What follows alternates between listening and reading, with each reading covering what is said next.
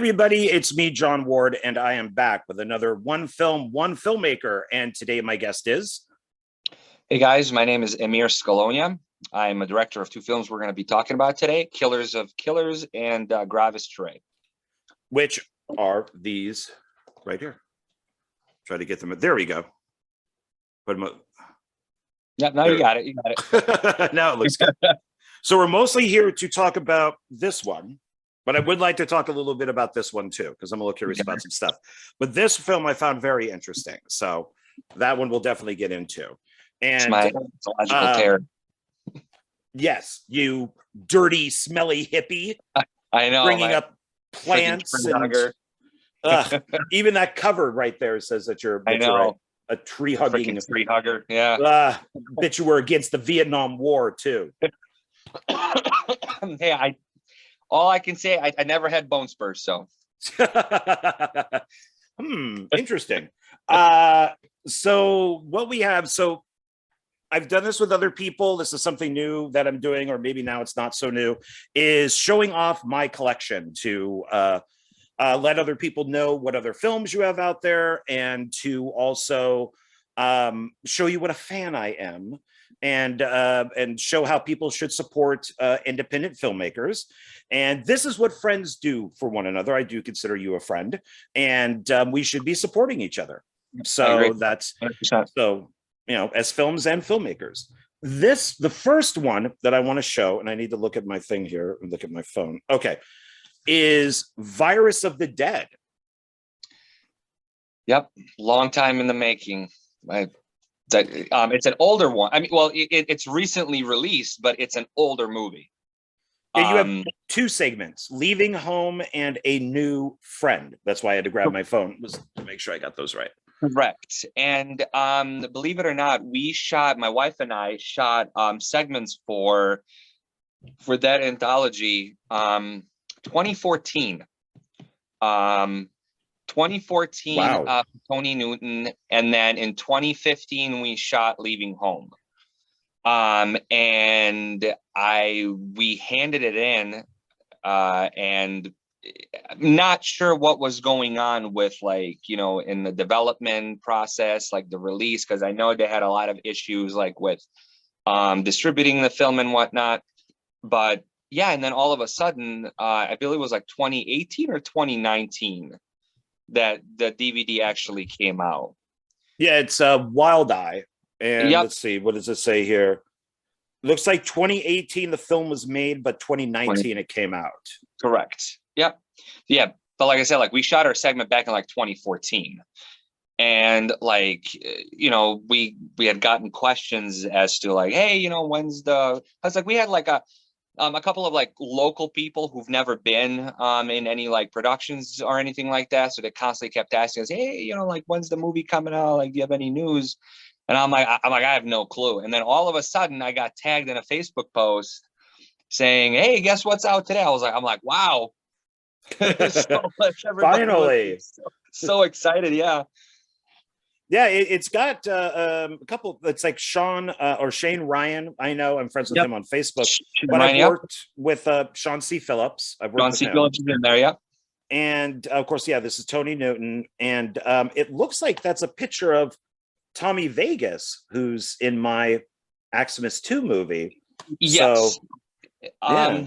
There are quite few bigger names in that anthology, really. In my opinion, like, no slight to like any other filmmakers like on the roster, but Shane Ryan is like one of the bigger people that was like has been attached for like with that project from the start. So I was like, oh cool, like we're gonna have a same segment like with Shane Ryan. And I also, correct me if I'm wrong, this has been a while since I've seen this film. Is PJ Souls in this, or was she just in a grindsploitation?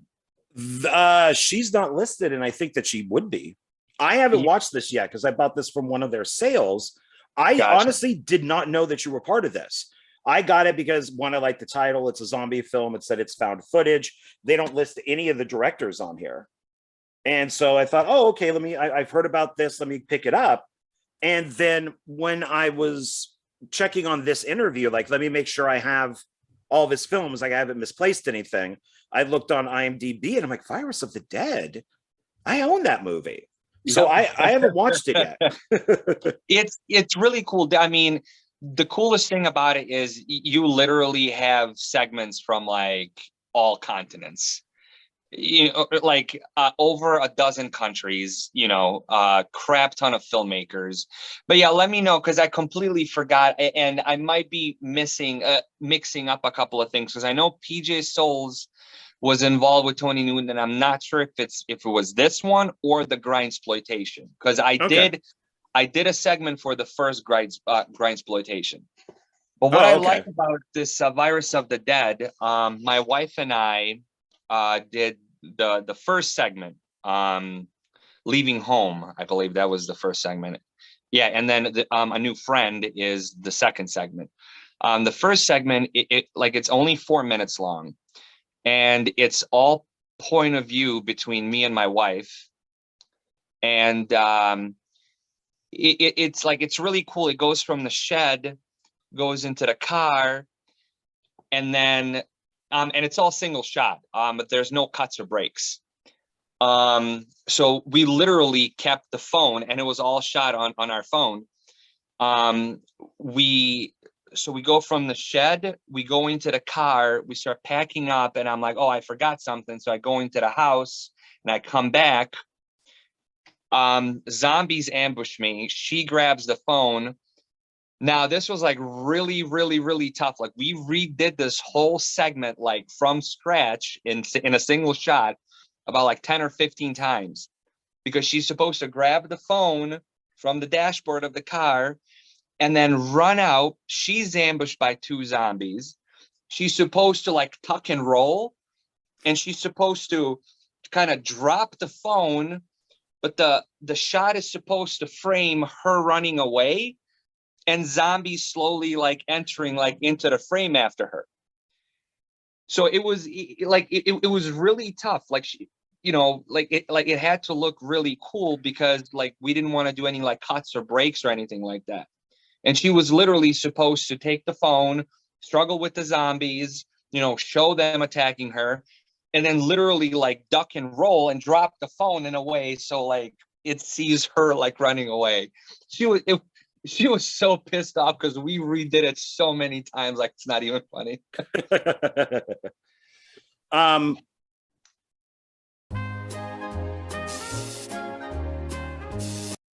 Hey guys, sorry about that. Technical issues. So hopefully everything will be fine going out, but at least we got through that first film. So let's try another one and we'll see what happens. So now the other ones that I have, and I'll show both of these at the same time, are the Confessions of a Homicidal Prostitute.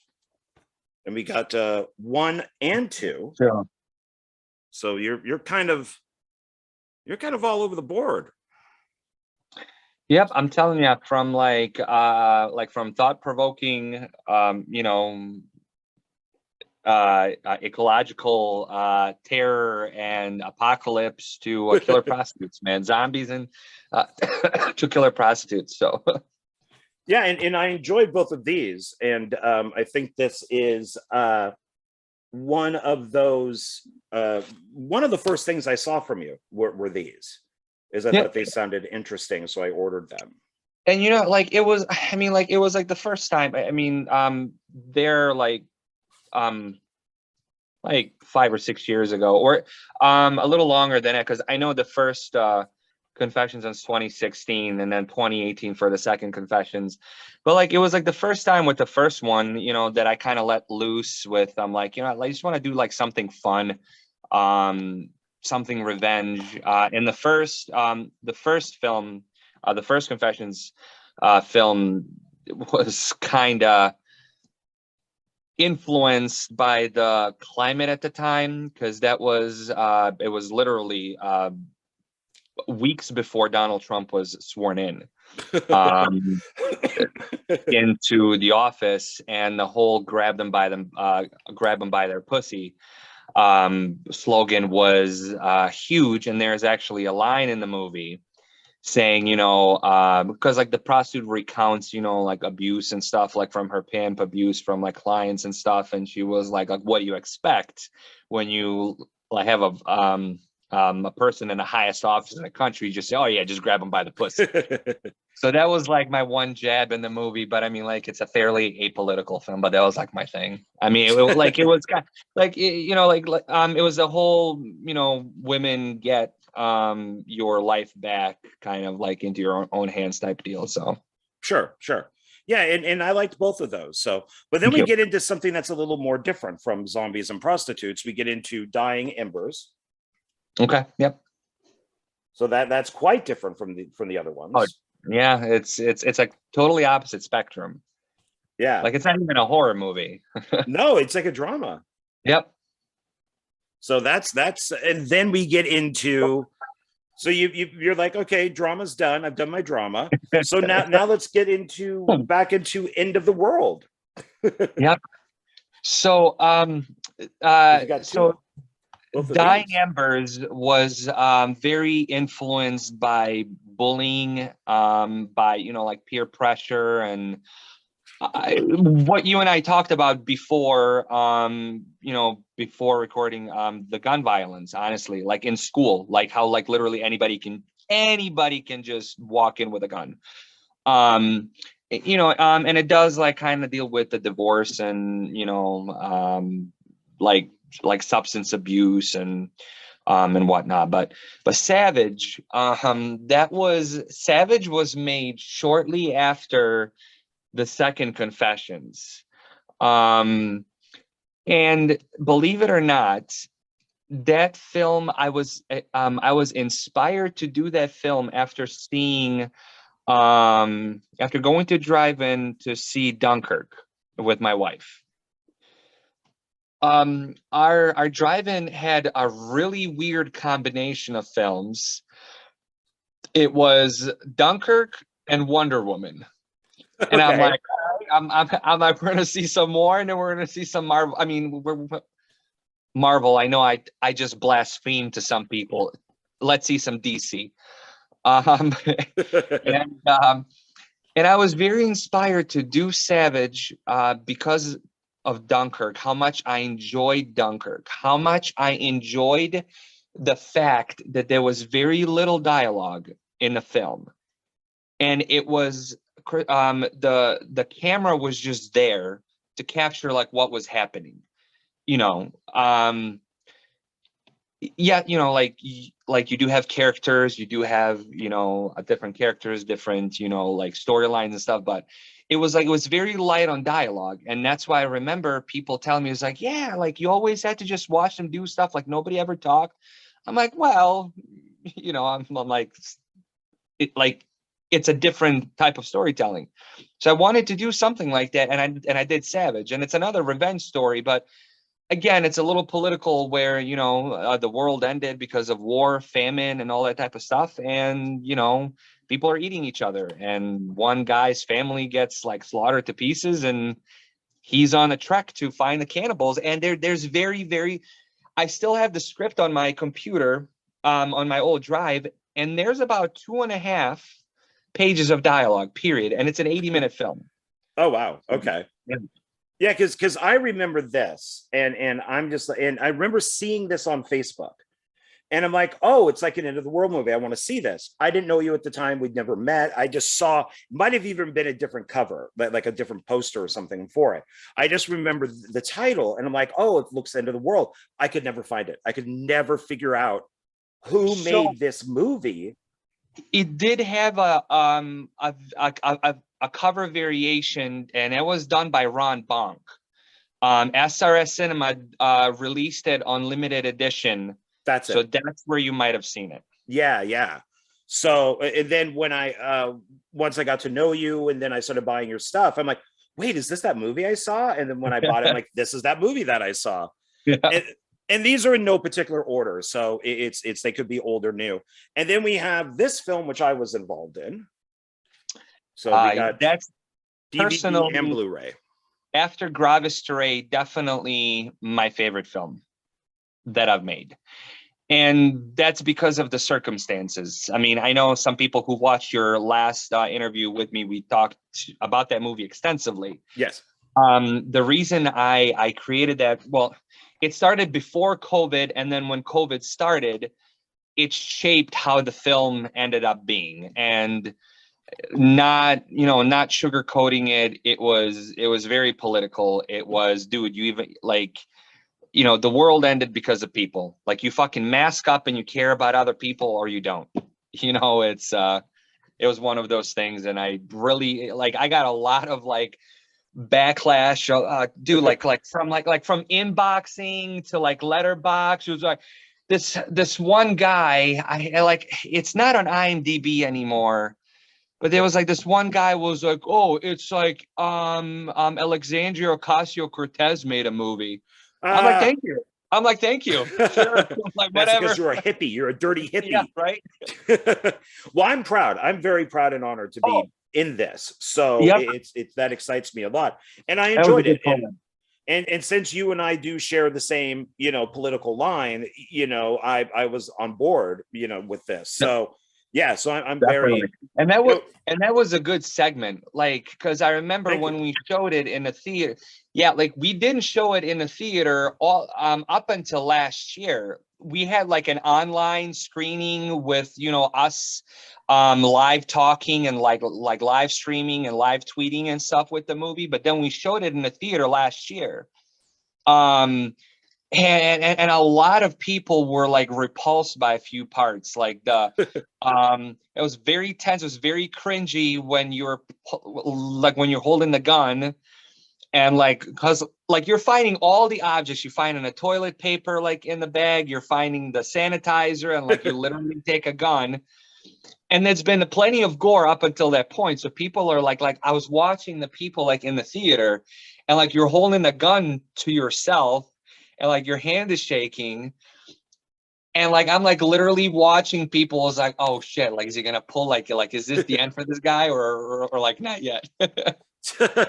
Yes, That was and cool. that scene was actually shot right next to, and we didn't realize it, obviously an area where campers used to go to the bathroom. So we did not realize that there was a lot of poop, a lot of pee, and a lot of used toilet paper in that area.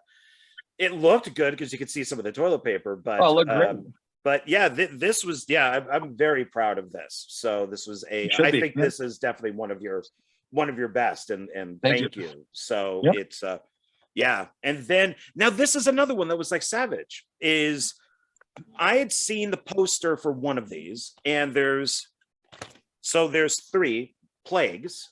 So here we have plague 1, and then we have plague 2, and then we have plague 3. I know I saw a poster or something for this, and I'm like, once again, ooh, Into the Worlds type of stuff. I want this. Where can I find it? Who made this movie? Had no idea it was connected to you. Had no idea it was connected to to Savage. Thought it was a completely different person. And it was all when I went to the Kanaki page that I went, like, is that the guy who made that movie I've been looking for? and loved all 3 of them. And then you came out with the trilogy on DVD, and it's like, I don't care if I own them. I'm buying it on DVD. I'm sorry, Blu-ray. Then I'm going to get them all on Blu-ray. And I like the Blu-ray because, well, one, it was the filter that we use in all 3 films was really enhanced by it being a Blu-ray. And number 2, there's a lot of extra features on like how we filmed certain things that are not on all of the DVDs. Okay. So that's pretty cool. There was a lot of like raw footage that I put into the Blu-ray release that hasn't been like like in the other ones. So I really liked like the whole trilogy. Yeah, I think I even had one night where I just watched them all back to back. Nice. yeah, and that was fun. So if people like Into the World movies, if they like zombie movies, they should definitely pick these up. And now we come across, which I think is might be the second film I bought from you. which is, of course, Ah, Mr. yes. Pigman here. Our local legend. Yeah, Harlem Road Massacre, the legend of Pigman. I should have wore that shirt. Oh, yeah. Because I have the shirt. I should have wore it. Well, the one of your characters in one of the films we're going to talk about is wearing the shirt for this. So that maybe that makes up for it. Yeah. But this, I really liked it. And I dig him. I don't know if people could see him enough, but maybe like right there. But he's in Killer of Killers, which we'll talk about in a couple minutes. And so he didn't play the Pigman in Killer of Killers. He had Pigman. Right. So the guy who played Pigman in that movie, Michael Balk, who's a great character actor and a personal friend, he played a Pigman in Holland Road. However, in Killers of Killers, the Pigman appears, and he did not play Pigman. He played the inbred, voted 3 times, and stole the ballot Santa. Which I'm gonna admit, which I did make a note of here from the credits. So, but it's the same Pigman, right? Oh, it's the same Pigman, like same exact. Yep. Okay, good. I kind of put, I took some of the monsters, characters, killers who've appeared in my other films, and put them together in this film. Okay, so we're gonna discuss that. Yeah. Then we have Veronica. Yep. That's another kind of dying embers type deal, although it's a little more intense, and it's actually a remake of a very old film that I did. It's like one of my first films that I created back like in 2013, and like years after I watched it, I'm like I need to redo this film. Like it's an important film, and like I made a lot of mistakes on like the original version. And I'm like, I'm just going to get like legit actors and going to remake this film like right. And Heather Dunham and Mark Bogomil, who are the 2 protagonists and antagonists in the film, are fantastic. They're just like incredible method actors who just like give like 110%. And like when you're shooting with them, I'm like, you better do 2 or 3 takes, because that's they always want safeties, which is noble, so sure. Well, the one thing that I like with, and I'll go back to Pigman for a second here, is it's all in the snow, and I've told you I like stuff in the snow. Snow is awesome, especially for red. I think one of the best things you did in this was have her in like white with red hair.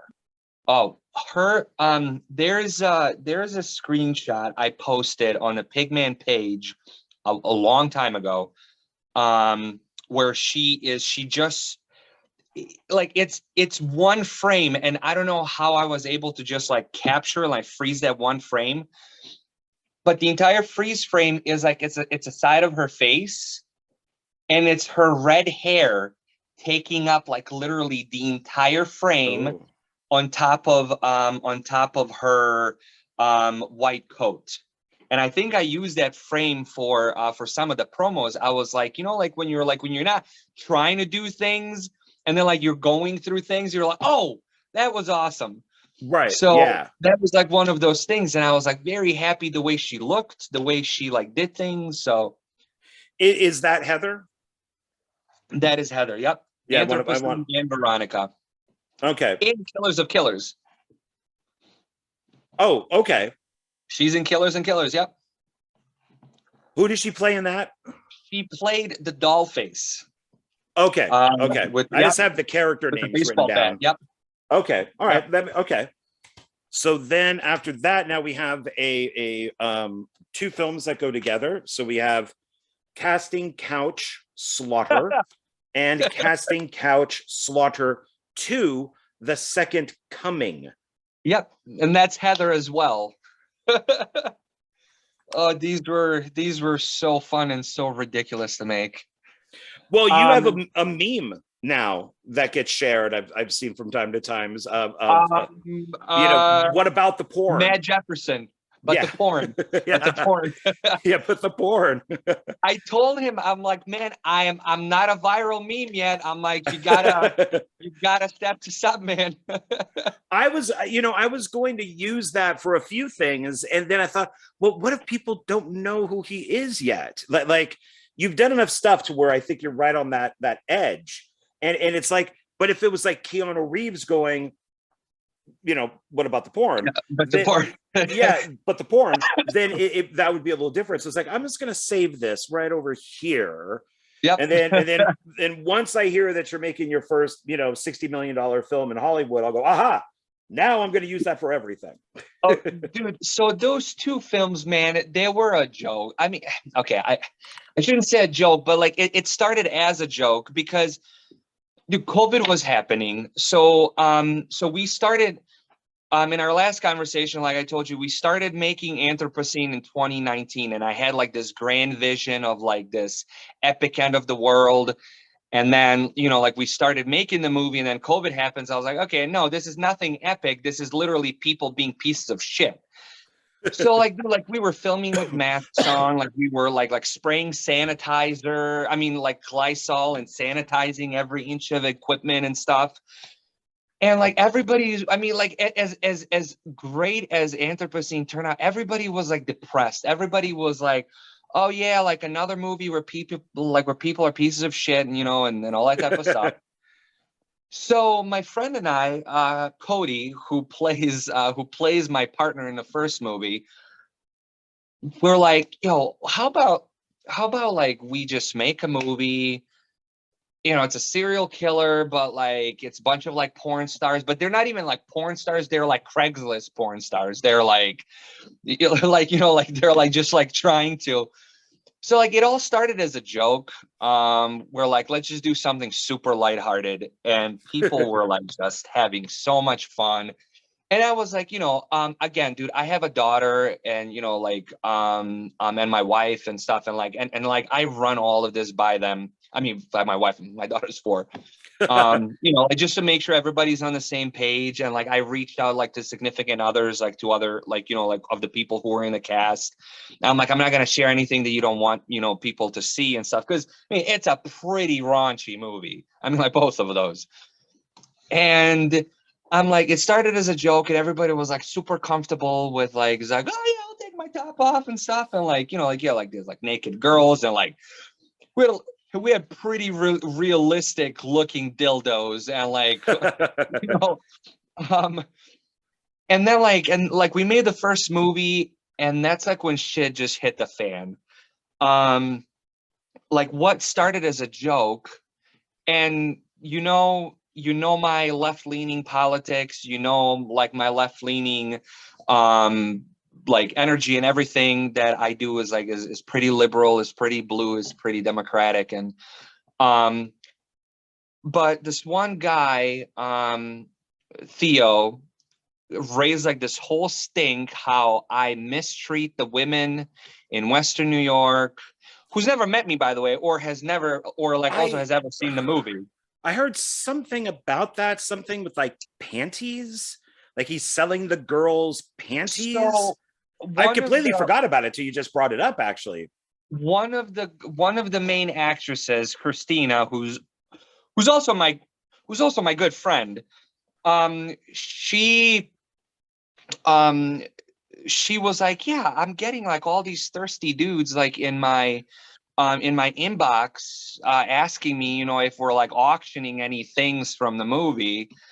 And I'm like, okay, I'm like, what do you want? He was like, well, he's asking me like how much I'm gonna charge him for my bra.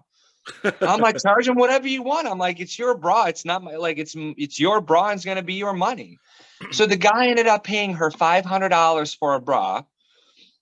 And she shipped it to him, and she was like, what do you want me to do with the money? I'm like, it's your money. I'm like, it's your bra.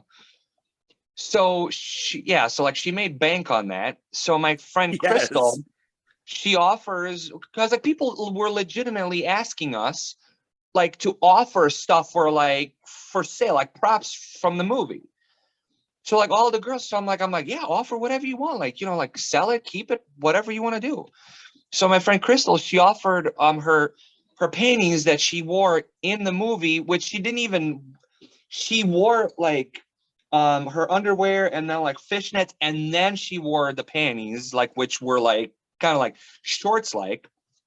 And this guy drew this whole stink on Facebook how I'm creating toxic work environment for women in Western New York, and how I'm like the problem that every woman faces and stuff like that.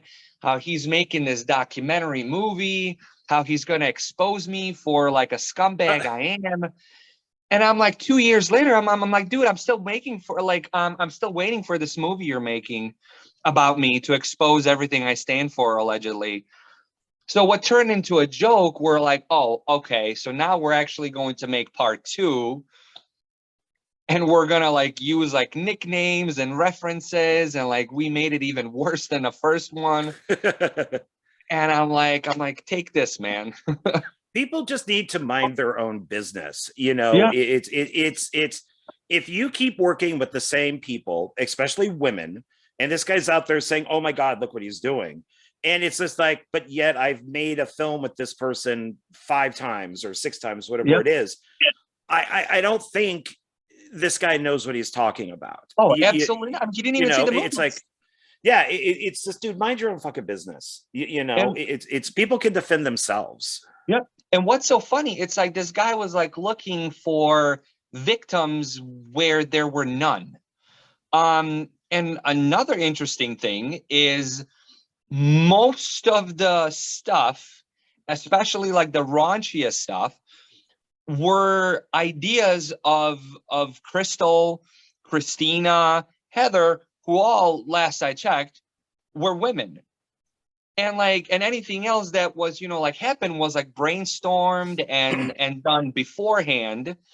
And before anything was even shared on Facebook, we're like, all right, so people we haven't worked with before, we're gonna have them sign, like some sort of a, hey, I'm doing this voluntarily. I'm not being forced, or this is not deep throat, like that type of stuff. But that didn't matter to this guy, because like he was fishing for victims, and we're like, dude, we're all friends and we're happy, and we all have fucking families. So relax. It's because these guys, and it is mostly guys, they tend to think that, girls fart roses and that they're Yep. perfect and that they're Yep. wonderful, and how dare you, when I've talked to and hung out with women who are nastier than men. Oh, I mean, dude. they are, and they're just like, oh yeah, we're worse than you guys are. Dude, I'm And, telling you, I have a friend who's also I have a friend, and like she's a mutual friend of like some excuse me. She is a mutual friend of like, a couple of other friends who are like kind of like more tame, on like a tamer, lighter side. But I'm like, I wake up and my Instagram inbox has, like has a video of a girl like projectiling its fucking diarrhea like up in the air, and I'm like, haha, it's like that. Like that's, I mean, like that was a good thing you said. Like they think it's like, oh, okay, all these women, they need to be protected. I firmly believe it's more insulting to a woman to be treated as, oh, every woman just needs to be protected. No. A woman doesn't need to be protected. You need to stop being a fucking asshole. You know, but it's a whole thing that like something noble, has been turned into something like really nasty, where it's like destroying people's careers and stuff. right. Yeah. So I mean, like, look at this whole thing like with Amber Heard and Johnny Depp. You know, like shit's all over the place. And like the whole thing like with Johnny Depp, I'm not gonna get like into this whole thing. Like people are sympathetic because I'm like, dude, here's this what looks like a middle America blonde, corn-fed girl who's like this like poster woman for beauty and whatever. Yeah, she's a piece of shit. Yeah. She's a piece of shit. Hey, No, hey, but she never denied the shitting in the bed. So, there's that. Yeah. Amber Turd. So yeah, I am pro, Team Depp, and Oh, 100%, all the I way have through. been in his position. So All the way through, I man. dated somebody for 3 years who put me through the same thing, and so and then I did have somebody say that I, like assaulted them, which never happened because Dude, I've been cameras there. were everywhere. So I've been there. yeah, so it's, but that's a whole other thing to get into Yeah. that type of stuff. So okay, so now that's everything I have. So pretty impressive collection, isn't it? It is. Yeah. I actually did this with one other filmmaker, and he goes, God, you have more movies of me than I do. So That's what you said. Honestly, I think like the only ones I have right now on me at home are Pigman, Anthropocene, Gravis, Terrae, and the Two Confessions. Oh, and the Plague trilogy on Blu-ray, because like what happens, like somebody is like asking for whatever, and I'm like, man, like I don't have any on hand, but you can just have my copy. I'm like, here, like I signed it and I ship it. So that's why I only have like a couple of films on hand. yeah, I for my small handful of films that I've made, I always have one copy. I don't care. It's just like, nope, Yeah. Nope, I want this copy. It's going to stay with me. So I don't want to get into too much detail on this, but just a little bit, because I did find it interesting. For Killers of Killers. And I found this interesting. So it kind of reminded me in a way of Predators, when everybody gets dropped down. But this has in it, and I did write down, so it's a bunch of killers that get dropped down in the woods and they attack one another. And your meeting will end in 10 minutes. Upgrade now to remove the 40-minute time limit. That's really bizarre. I don't understand. It seems it has a 45-minute increment, because I know Zoom is free for 45 minutes. But I've done them up to 3 hours. Right. Yeah. No, that's correct. Do you want to knock out 10 minutes right now and talk, or do you want to like reboot? Well, it's counting down, so well, let's talk about Killer of Killers, because I don't know what to do, because then it's going to do it every time, and then I'm going to have to keep rebooting. What we can do is let's talk about Killers, and then let's, like, the last segment, let's just focus on the Gravis Terrae. Okay. All right, cool. Okay, so I'm going to give it a pause, and then I'll come back on. Okay, yep. Because now it's saying that we have 8 minutes and like 44 seconds. All right. Okay, so I'll be quick with this one. Okay. Hey, everybody. Once again, sorry about that. There is some problems going on with Zoom. So we're going to talk about Killers of Killers, and then we'll get through this and then see what happens. So the killers that are dropped, I have a list. We got Dollface. Yep. The Ape. Pigman, who we just discussed. Yep. We have Death or Stylish Death. Yep. The Clown, Pumpkinhead, Dominatrix, which I'm guessing is not the same Dominatrix from the other movies. The Witch.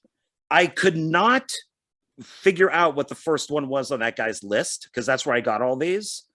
I could not figure out what that said. It was 2 words and I couldn't figure it out. But I'm thinking, is it the Mall Santa? Is that the first one on the list? It was the Mall Santa, correct. Okay. Now in the end credits, though, it does say Mall voted twice in the last election, Santa. Yep. And it's in quotes. So what's that all about? So this was, so when we filmed Killers of Killers was literally I want to say it was literally just as the Capitol was stormed, shortly after that. And we had like this whole joke on the set, because Michael Balk, who plays a pigman in Holland Road Massacre, So like in his first opening scene, like where he wakes up and like he has a bottle of Jack Daniels and he has like a really shitty beard and like a Santa hat and stuff. And I don't know, somebody on the set said yeah, I'm like, I want to know like where were you, like where you were on January 6th. And I'm like, okay, so that was funny. And then it just kept rolling and it just ended up being, I was like, yes, this guy voted once and then he voted and then he went back to the same polling place with just a very crappy disguise and tried to vote again. And then he claimed that the ballots were stolen. And then he started Trump yelling, "Stop supporter the then. steal!" Yeah, and then he started yelling, "Stop the steal!" And that was like a whole joke on the set. Like, so we're like, and then I saw like when I was editing, I was like, okay, so we do have him listed as Mall Santa, but this is so much funnier. Like, Well, and he has a gas mask on, like the yep, writers had. yep, So yep. you know, we could call them writers because they are. They were not tourists that were calmly going through Yeah. the Oh Capitol. yeah. Yeah, I'm like, dude, listen, you don't go to look around the Capitol with mace and pitchforks and shields. Okay. No, no, and rub shit on the walls and steal Yeah. stuff and Yep. walk around with Confederate flags and everything. So, well, Yep. how does that? Because I'm struggling a little bit with it. How does that work with you if you're making a film and you are working with somebody that you know is pro-Trump? This was not an insurrection. You know, it was stolen. And how do you feel about that stuff, especially with your political views? So here's the thing. I worked with one person, and that was Confessions. The first Confessions of a homicidal prostitute was the last film I completed with that person. That was the one person that had like very, very, very pro-Trump agenda, which at that time, 2016, 2017 was fine to a certain extent. What got to me was the memes, the Big Brother, all of this was paid by the Clinton money. All of this was all of this was done by the Clintons. Did you know that Hillary actually kills babies herself? Yeah. And I'm like, dude, come the fuck on, man. So like and like we were pretty good friends, and like like we were like hanging out, like like we would be over each other's houses. And Confessions, like we kind of poked fun of each other. But I'm like, dude, like I'm like, I can't deal with this. I'm like this is bullshit. Are you even hearing what you are saying? Like Hillary is what he kept calling her, is going and killing the babies herself. And I'm like, dude, I can't fucking deal with this. Right. So every time I would post something that was like anti-Trump, he would be like, dude, you're ruining our Foxtrot base. People are like leaving, like they're not following us anymore. People are like very upset at what you're saying. I'm like, really? Because like people are like telling me over here, like in inboxes, it was like, dude, like your friend posts some nasty ass shit like on Facebook. So that was like the last time I actually like worked with somebody who has like far out beliefs like that. And not because I don't want to or like I refuse to. It's just like one of those things like where people kind of like weeded themselves out. And it kind of ended up being all of us who kind of share the same beliefs, not on purpose. It just kind of like ended up like that. And what's really funny, Christina, who exposes herself a number of times in the in Anthropocene, in the two porn movies, the Casting Couch Slaughter, and the deleted scene in Killers of Killers. She is a very devout Christian. She is a very devout, but however, she's like one of those who just does not fall for stupid shit like Hillary eating babies. Right. So it's like we, like even though we're kind of on the same spectrum, you know, like we still have our own differing beliefs, you know, from like personal life to politics. So the guy who played the Santa in Killer of Killers, that's all a joke, or did he actually Oh go no, do the that's all two a joke. voting? Michael Balk is as liberal as they come. Michael Oh, okay. Balk is he's a super cool, I love my wife and kids kind of guy. So like talk about my wife and you know, like find out. Okay, well that's good to know. So yeah, because I thought that was kind of Oh funny. no, So he was on board. He loved it. He and was this like, was Rebecca, I got those ballots you were looking for. yeah. So yeah, and Killer of Killers, it's 45 minutes, and Yep. it came out in 2021. Yep. So are you planning a sequel or anything to it, or because it kind of ends that way? Probably not. I have a lot of stuff going on in personal life. My wife and I expecting a second kid, and I'm trying to tie up a couple of things before that happens in July. I've been doing a lot of music. I've been recording a lot of black metal, and I've started to do that because I kind of got fed up with our film community here in Western New York, and I'm like, I just want to do something on my own. You know, so I have like a small studio at home, and you know, I kind of have like my guitars, my keyboards, and all that type of stuff. So I do that. I am going to be doing a film post baby being here. I'm not going to divulge too much, but definitely has to deal with the white supremacy that we are experiencing right now. Hey everybody, once again, sorry about that. It is a Zoom thing, and the problem hopefully is fixed. So you were saying that your next film is going to be dealing with like white supremacy. Yeah. So, you know, as I was saying before the break, I kind of took a break from filming. I actually Anthropocene was the last thing I filmed, and that was 2021, like early 2021. So I kind of took some time off, started to make some music at home.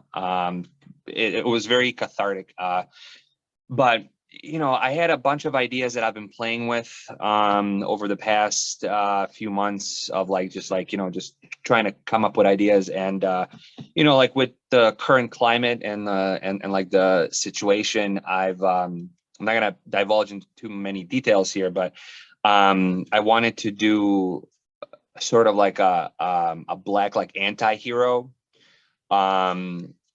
that kind of like just like hits up rallies and kind of like just crack some skulls, like you know, like the Proud Boy rallies, and you know, like the white lives, and oh, like we're disappearing, you know, like our race is like vanishing type deal. So I for a while I've been kind of like workshopping this, like, you know, like anti-hero, like sort of like the Punisher, you know, where like, you know, like in a broken justice system, you know, sometimes like you just have to take, you know, justice into like your own hands and stuff. So, you know, like how everybody's like pussyfooting around, like it's an alleged killer. We're not using white supremacists by term. We're like, this is, you know, like it's false flag type of stuff. So I want to like really address that stuff, like in a movie.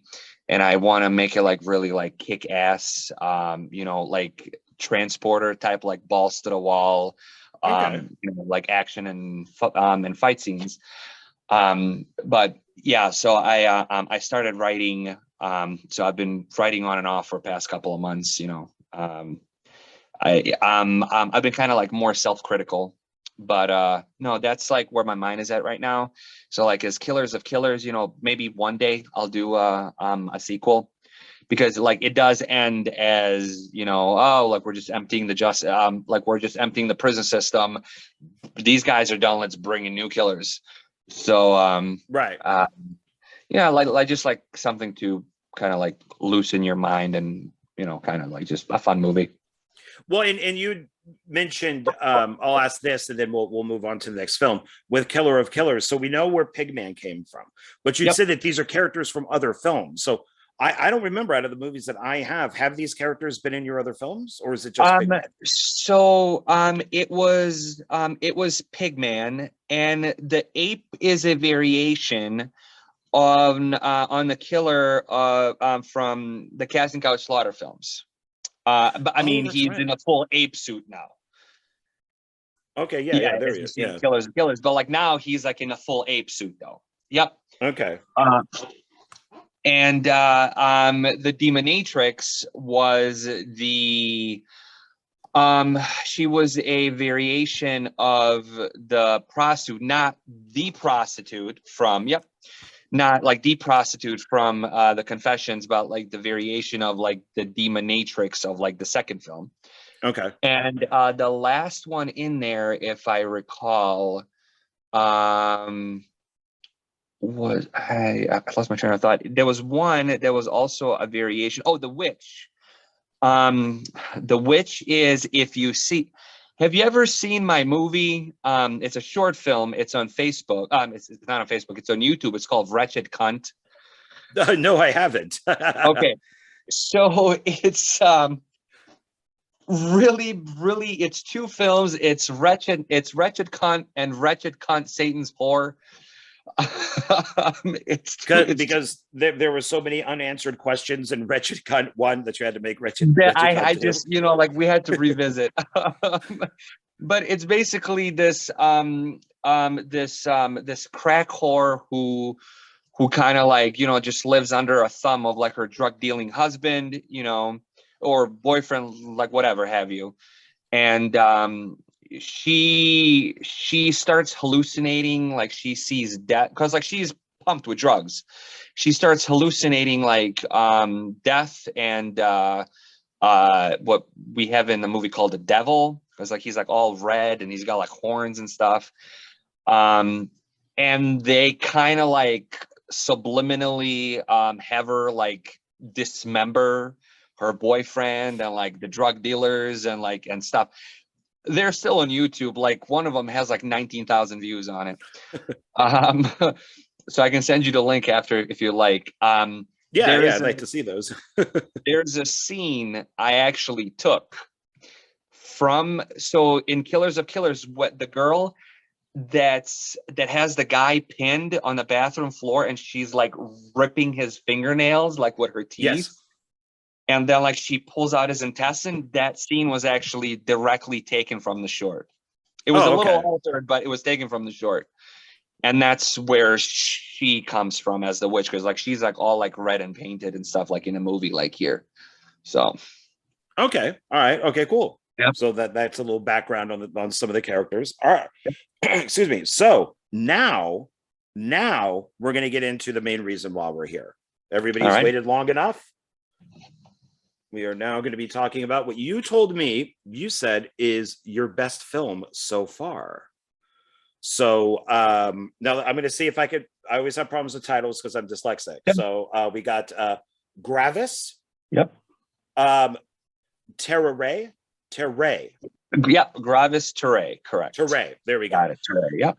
And this is also 2001 and it runs 73 minutes. Yep.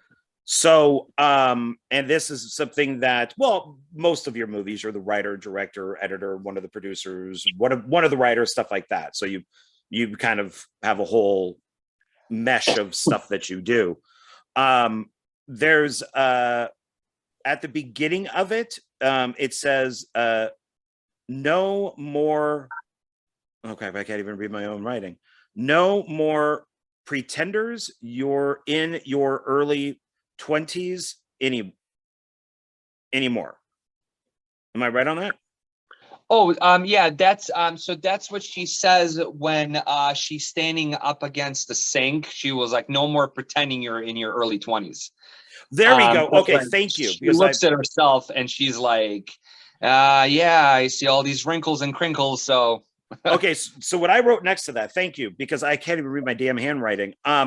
I wrote, it said, LOL, I wish, because I'm about to turn 55, and here she is, God, look at all these. They're awful. It's awful. Oh, look how old I am. Like I told you in the last time, man, I would not have said, like, if I like saw you on the street, like I would have I would have said, I was like, this guy's like in his 40s or something. Like I Oh, well, wouldn't thank you. like even like 50, I'd be like, but I'm like 55. I'm like, this guy's pushing it.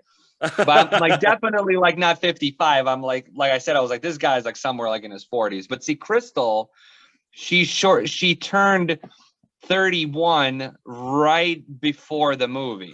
And it was a whole joke, like welcome to the new decade and stuff type deal. Yeah, so that was Yeah, I always find it funny when young people say that. So it's just like, oh, you have no idea what's going to be hitting you down the road. So, be happy with what you got, because she's a beautiful woman. And I'm looking at her going, what wrinkles? What? What are you talking about? Oh, yeah. I told her, like, when we were filming the film, I'm like, I need you to keep your makeup, like your concealers and stuff, like to a minimum. Because, like, I mean, like, as you saw in the movie, and that was a thing, the whole movie was filmed chronologically. So, like, we just made her uglier, I guess, if that's the term, progressively. So it wasn't like, oh, like we'll film this scene, we gotta do this makeup here, we'll do this scene and we'll do this makeup here. Like we did the whole thing chronologically. So how did you, now something like Killers of Killers, I'd mentioned Predators, where we could go, oh, well, let's drop a whole bunch of clowns, let's drop a whole bunch of serial killers, let's drop a whole bunch of army guys, so you could kind of see maybe a little bit of the genesis of that. Right. I'm not seeing a genesis. So how did you think of this film? What was the process? What did you go through thinking, oh, I want to make this movie? Right. So like, I don't know, like if you ever like heard anybody say, like, inspiration happens like in like the weirdest of places. Like you have like musicians say, oh yeah, I compose all my music in the shower, like while I'm in the shower. Like somebody's like, oh, like, well, I'm shitting on a toilet, like stuff just comes to me. So 2020, that was like when like we're not doing anything, like everybody's just like locked down.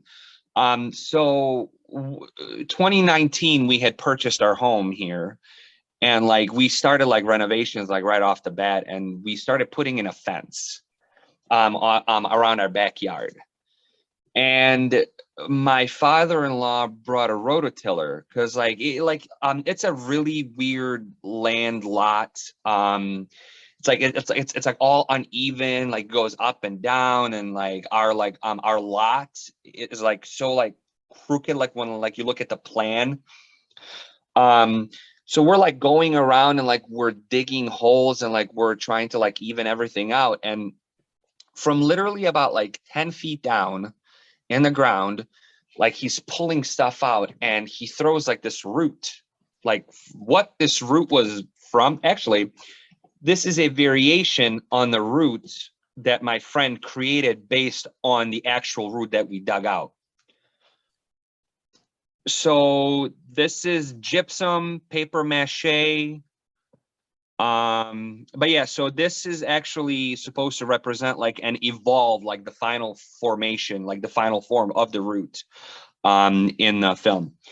So my father-in-law, like he was just like throwing stuff out, and I'm like, oh my God, like this is like the creepiest looking thing. I'm like, I wonder like what root of like what plant this is. So like I sent a picture to a couple of people, like nobody like knew like what this is. And I'm like, you know what? I'm gonna save it. This would be like a cool horror movie. And I put it like in a pot of dirt, and I like kept it in the basement. And then like started like growing like really like weird things. And I'm pretty sure like some of it was mold.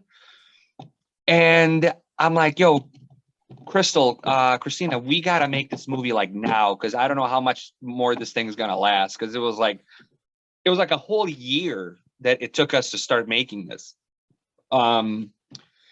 And I didn't want to do another like Killer by Numbers. I didn't want to do another like, revenge story. I didn't want to do like another like end of the world, because like I've done all of that, I have like, the people I look up to, the filmmakers I look up to. I'm like, I wanted to do like something that was like just my own. And I love nature, and I love, like plants and, flowers and all that type of stuff. Like that's like kind of like unchecked. Like I love like wild nature. Like you go like on a nature trail and like you see like all the weeds and like all the flowers that have been like unkempt, so that type of stuff. And that's when my my progressiveness, liberalism came through, and I was like, you know what? I'm going to make a movie where like the nature starts to fight the fuck back, like where the nature like starts to like, it was like, well, fuck you. So that was kind of like where my mind was, and then like the movie started to take shape. I'm like, well, I can't just like have like rampant plants coming because it's just gonna be like another horror film. So that's when I like, and you don't want to make that happening. That's for sure. right. But that's like when I, started, I'm like, well, I got to do something that, can like relate to people. And that's what like Jim Morazzini like really liked in the movie. Like when he reviewed it for the Voices from the Balcony, was the relatability of the story. Was the mother recently divorced who was like kind of having joint custody, like with, like her ex-husband, and like she's having like this tween daughter who doesn't like, talk to her and all that type of stuff. And so I wanted to make Crystal like really likable and stuff, but I also like wanted to make her like, okay, so this girl is gonna go through every possible hell that this plant throws at her, and like we will like finally see that, oh, like she's going to persevere, but like, the root has like more shit in storage for her. So is it an evil root? Because she finds it outside. She's like in the woods, and she finds this odd looking root that you just showed, and she takes it home with her. Well, it's little, and then she takes it home with her. It was like this, yeah, and she puts it into some water, and then by itself she kind of tips it over. Like ends up like this. Yeah, and it kind of slowly grows. So is the root evil? Is it the root of all evil? So before I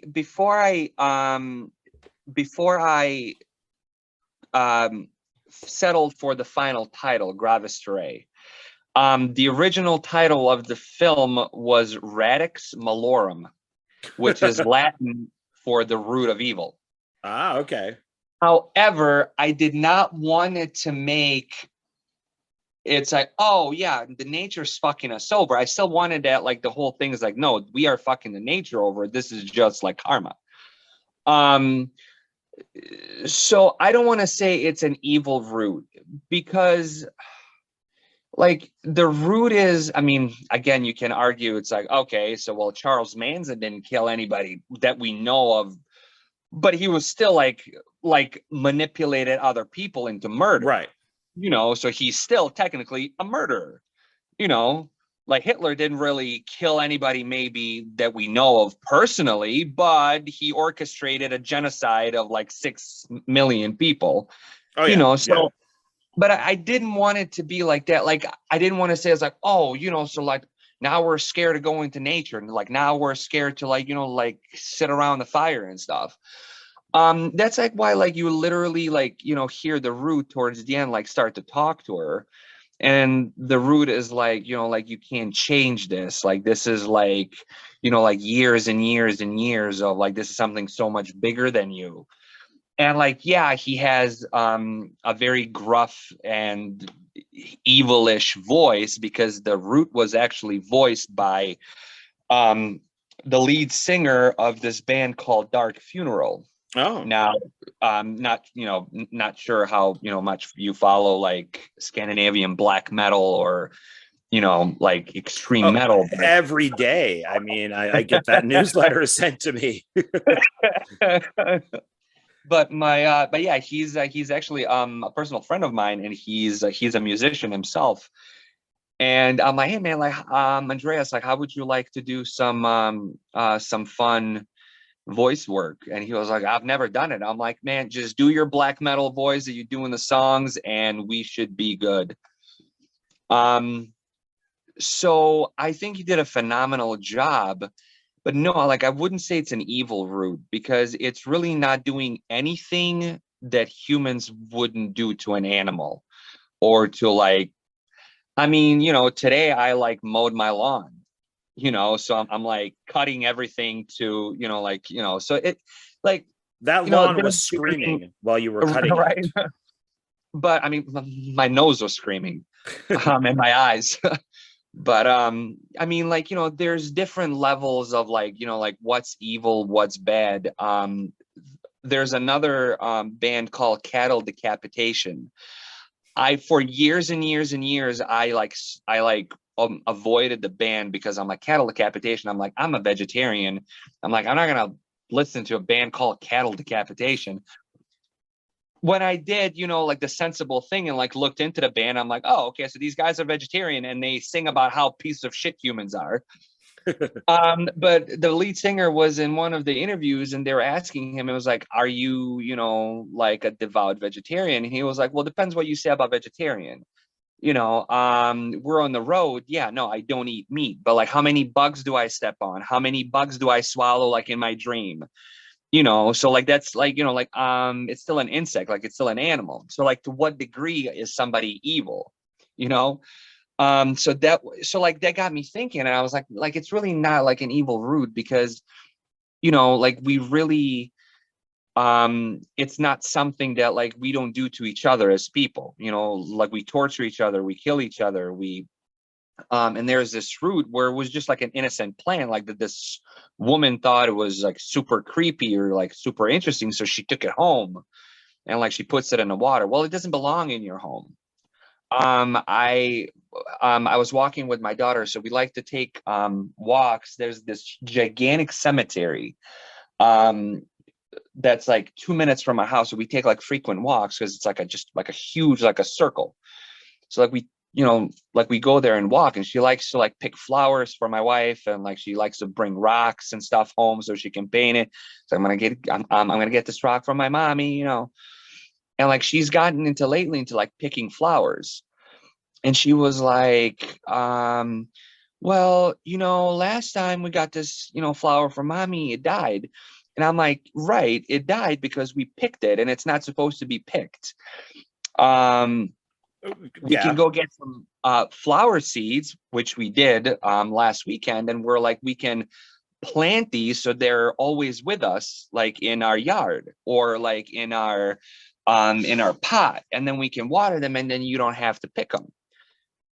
So it's like one of those things, like it doesn't belong in your house, like a flower or like the flower they like you pick from, like a trail or like, like a field or whatever, because like you grab it by, like, unless you grab it by the root and like you replant it, it like it's gonna die. So like now like she's understanding that thing. So again, I know it's like a long-winded answer, but yeah, it's not an evil root because it really doesn't do anything. I guess it's like a very unfortunate paths being crossed. It's like she almost had it coming. But it doesn't help her though. It It gives her doesn't. nightmares. It does. It has her kill a friend. I'm not going to say Yep. which one, but Yep. there was a friend that's killed. Yep. It drives her pretty much crazy. Yes. So the crazy parts. So again, I don't want to give too much away, but some of the favorite stuff I shot, and it was the first time I actually sat down and started to like really do like color adjustments, to do like color correction, not just for the sake of like color correction, because it's like, oh, like this looks a little off, sure, like we can adjust it in post. But if you see every scene where she's hallucinating, it's a different color that like when she's like in real life. So like when she wakes up in a pond, like she's like all suffocating and like she kind of like starts crawling out of like the slush and stuff, like the swampy land. Oh yeah, yeah. Um, um, it's like all like super bright. It's like super red and like yellow and like green. It's like all like natural colors, but they have been all just like so embellished and like I mean, they've been so edited that like it just like everything just pops up off the screen. So in that particular scene, like she's crawling out and like she's taking the weeds like literally like right out of her mouth, and like you can like hear them coming out of like her throat. And it's so cringy because like the gagging sounds make me gag. Um, so yeah, like it does make her crazy, but at the end of the day, it's like, is the root making her crazy, or has she always been unstable? Because she Yeah. went through the whole divorce thing, and you can see her like popping pills in one scene. And that, like, like the whole thing with her daughter, she like doesn't trust her daughter because she thinks her daughter likes her dad more. So it's like insecurities and stuff. And like the And the whole daughter drinks thing, all the orange juice. How all the rude. oranges, yep. But like the whole thing was like, like we are eventually all going to like end up, like we're all going to end up like in the dirt. Like we're all gonna have like the weeds growing out of us and stuff. Like, yeah, we like can be up like in a casket 6 feet under. Like eventually you're gonna be consumed by, like the stuff around us. And that was like that's like the whole goal I wanted to make. It's like no matter like what we do, like no matter how many parking lots we put up or like how many Dollar Generals we open up, like all of that is going to be like reclaimed by, like the trees and like, the grass and stuff. So I have actually hoped that for a long time. I am one of oh, these especially people Dollar that, Generals. especially what? Dollar Generals. I'm like, these things are like popping up like weeds, like everywhere, Oh. everywhere, man. Well, I'm one of those guys that hopes for the asteroid, that would Something. not mind if and I'm sorry if this offends people, but it's just my thinking is, what if, COVID was the thing to wipe us out? Yeah. And would that be the worst possible thing? What if this was kind of like The Stand with Captain Trips, and it just kind Yeah. of gave everybody this flu, and we died from it, and we would have, everything would be given back to the animals and the insects and, the Yep. fish, and we saw when COVID hit, when everybody was on lockdown, all of a sudden the seas became better. All of a sudden the deer and everything started walking into the streets, Yep. all these things in that short of amount of time. I agree. 100%. So And I think we just will destroy this planet no matter what. no, And I agree. you know, And like what like really irks me is like that we are still, and mind you, ocean is still vastly unexplored. So what like really irks me is you have like these, well, billionaires and companies like are on one side, but you still have all these scientists are like still spending billions of dollars trying to find out if Mars had water 70 billion years ago. All right, cool, man. That's awesome. Like we still will not make to Mars like in the next 50 years. That's a thing. Now, let's think short term. We're fucking everything up here. Like we are having gender reveals that set the whole fucking state on fire. yeah. So that's number one. Like, can we do something personally where we can prolong? Because that's just my belief. Like our life here, like on this planet right now, the current generation, we're living on like the borrowed time. It's like, and that's what needs to be done. Like we need to adjust and adapt to things because this planet cannot sustain. Right now, we have 8.2 billion people on a planet, where 20 years ago, we had 6 billion. So in 20 years, we grew 2 billion people. And it's like one of those things. Okay, so I'm a vegetarian. Number one, my wife is not. We are raising our daughter to be a vegetarian, but my wife is not. I understand. I'm like, it varies from person to person. It varies from conviction. and why you are doing it for. Some people just do it for health reasons. I do it, Right. one, for health reasons, and second, because I'm like, I don't want to eat a cow whose name is Bessie and was somebody's pet until they decided to kill her, you know? But so the real problem here is, I'm like, I'm not preaching to have everybody cold turkey just converted, you know, to be vegetarians and vegans. It comes like to the practical standpoint, because we're a planet of 8 billion people that is running out of resources, that's running out of fossil fuels. We refuse to acknowledge that reusable energy, solar energy, turbines, is a healthy and much needed alternative. We have a somewhat regulated meat industry that cannot support 8 billion people. And all of like the gases and methane and like all the gases that like are trapped back like in the atmosphere are coming from factory farming, from slaughter farms, you know, like from slaughter floors. And again, you know, I'm not the one to say to my wife, I'm like, you have to stop eating meat right now. It's like, thinking long term, we cannot sustain Big Daddy Joe Blow, who drives a 12-cylinder fucking truck with 8 exhaust pipes and has Trump stickers all over his fucking car and says, fuck you, planet. You know, like, we can't sustain lifestyle of, you know, that we've had like since the industrial revolution began. You know, yeah, like the planet does let off gases that are trapped, but we are contributing that much more. Like, nobody's saying, because like Earth has gone through cycles and stuff, you know, like you have like the ice age, the climate changes, you know, but we are contributing that much. Like, we're accelerating everything.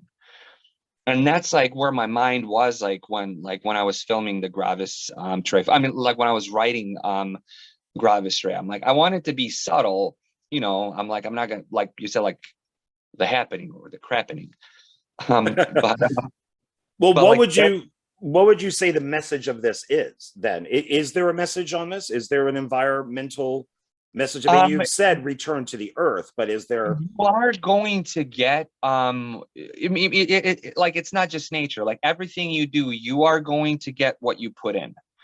So if you're half-assing something, like, you're gonna get a half-ass product. So that was my message. I'm like, you're going to get from Earth what you put in. If you're flicking your if you're flicking your cigarette butts, if you're dropping your mask, like, if everybody says, you know, oh, it's just one bottle, it's just one cardboard roll of toilet paper, it's just like one 6-pack of cans, you know, like everybody, like 8 billion people are just saying it's just one, it's just one, it's just one, it's just one. Have you ever seen Idiocracy? Yes. You know how the whole planet literally just becomes a garbage dump? Yeah. Like that, like that's what we're doing. And that's like my thing, is like, you're going to get out what you put in. I don't know if you've ever seen this meme. There's a guy that I describe. He has like a freaking gigantic ass truck, like the exhaust is just like coming out, and he was like, yeah, fuck you, Earth. And then like the next picture is like a cyclone, like literally just demolishing everything, and like the Earth is like, well, fuck you too. So it's like, yeah, you know, like, if we, like, you know, what we do is going to return back to us in some shape or form.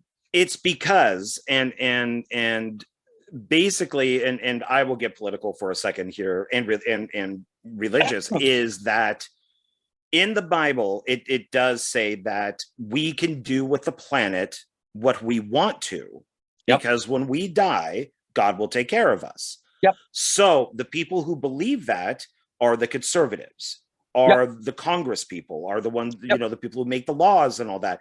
So when you have the Lindsey Grahams and these type of people, when it's all about money, they don't care about the planet. They don't care about us. And I wish that more people would understand that, and this can even filter to the Democrats, like the corporate Democrats, is these people don't care about you. They don't care about the planet. Line in the pockets. They don't care about any of this, because they know when they die and they got their 20 mansions and their 50 boats and all their sports cars and all of that, they believe they're going to go to heaven, because the planet is for us to do with what we want.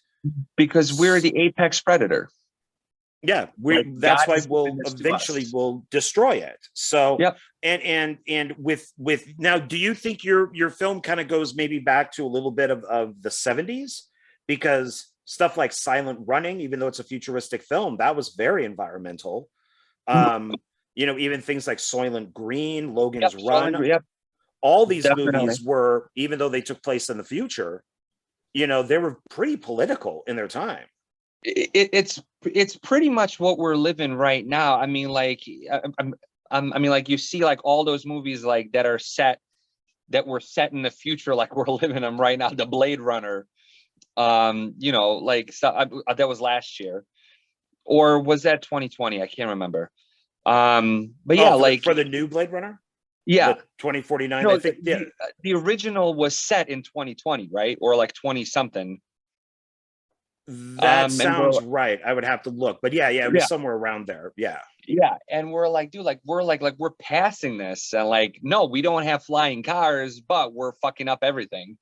And people don't care. I have friends that are liberals and Democrats that smoke, and they just throw their cigarette butts right on the ground. Oh yeah, dude, that's the thing. Like, that's my thing. I'm like, dude, I'm like, okay, so like I don't smoke, so like I can't relate. I'm like, but can you like hold the butt for like 2 minutes and like make an extra step where like just like goes into the garbage can? Or like that's what, like when COVID happened, masks started to be everywhere. That was the new cigarette. On I clean them up all the time. Massive cigarette. Yep. So my daughter and I, like I said, like when her and I, we walk a lot, and we go to the playground that is a park that's maintained by the county. But you have like these set of hooligans who literally just come in, and like every time we find cans, we find bottles, a hoodie or two that was just kind of like balled up and like thrown. So every now and then, like we'll go there, like we'll pick up some trash, like we'll do the recycles, like whatever one was like recyclable. And that's a thing. Living in a small town, small towns by nature are fairly conservative, and goes to the root of religion, because it's a small town. Everybody knows everybody. Everybody knows that Tammy wasn't in church on Sunday. So like, what is Tammy doing? Is she like watching CNN or whatever? So that's like the thing with small towns. Because I told my wife when we moved here, I'm like, this is dirtier than like our urban apartment that we had 25 minutes away from here, because people are just like you said, it's like, like this is ours, we can do with it as we want. And that's what's so sad about this whole thing. It's just one cigarette butt, it's just one mask. Yeah, but there's like 8 billion other people saying that, right? And I don't think it's ever going to change. The pessimist in me feels that it's just going to get worse, and it's going to get worse, and it's going to get worse. And when you have like conservatives like in Senate and Congress, they were like, well, we're not going to regulate the businesses, we're not going to regulate like toxic dumping and stuff. The plague, the first plague, well, then it spans like 2 other movies, but the plague was about toxic dumping, which was a true story in 45 minutes away from here in the town of Niagara Falls, where the government decided to just dump 20,000 barrels of toxic waste, and then bury it, and then build a neighborhood on top of it. Oh man. That's what the first plague is based off of, my first film.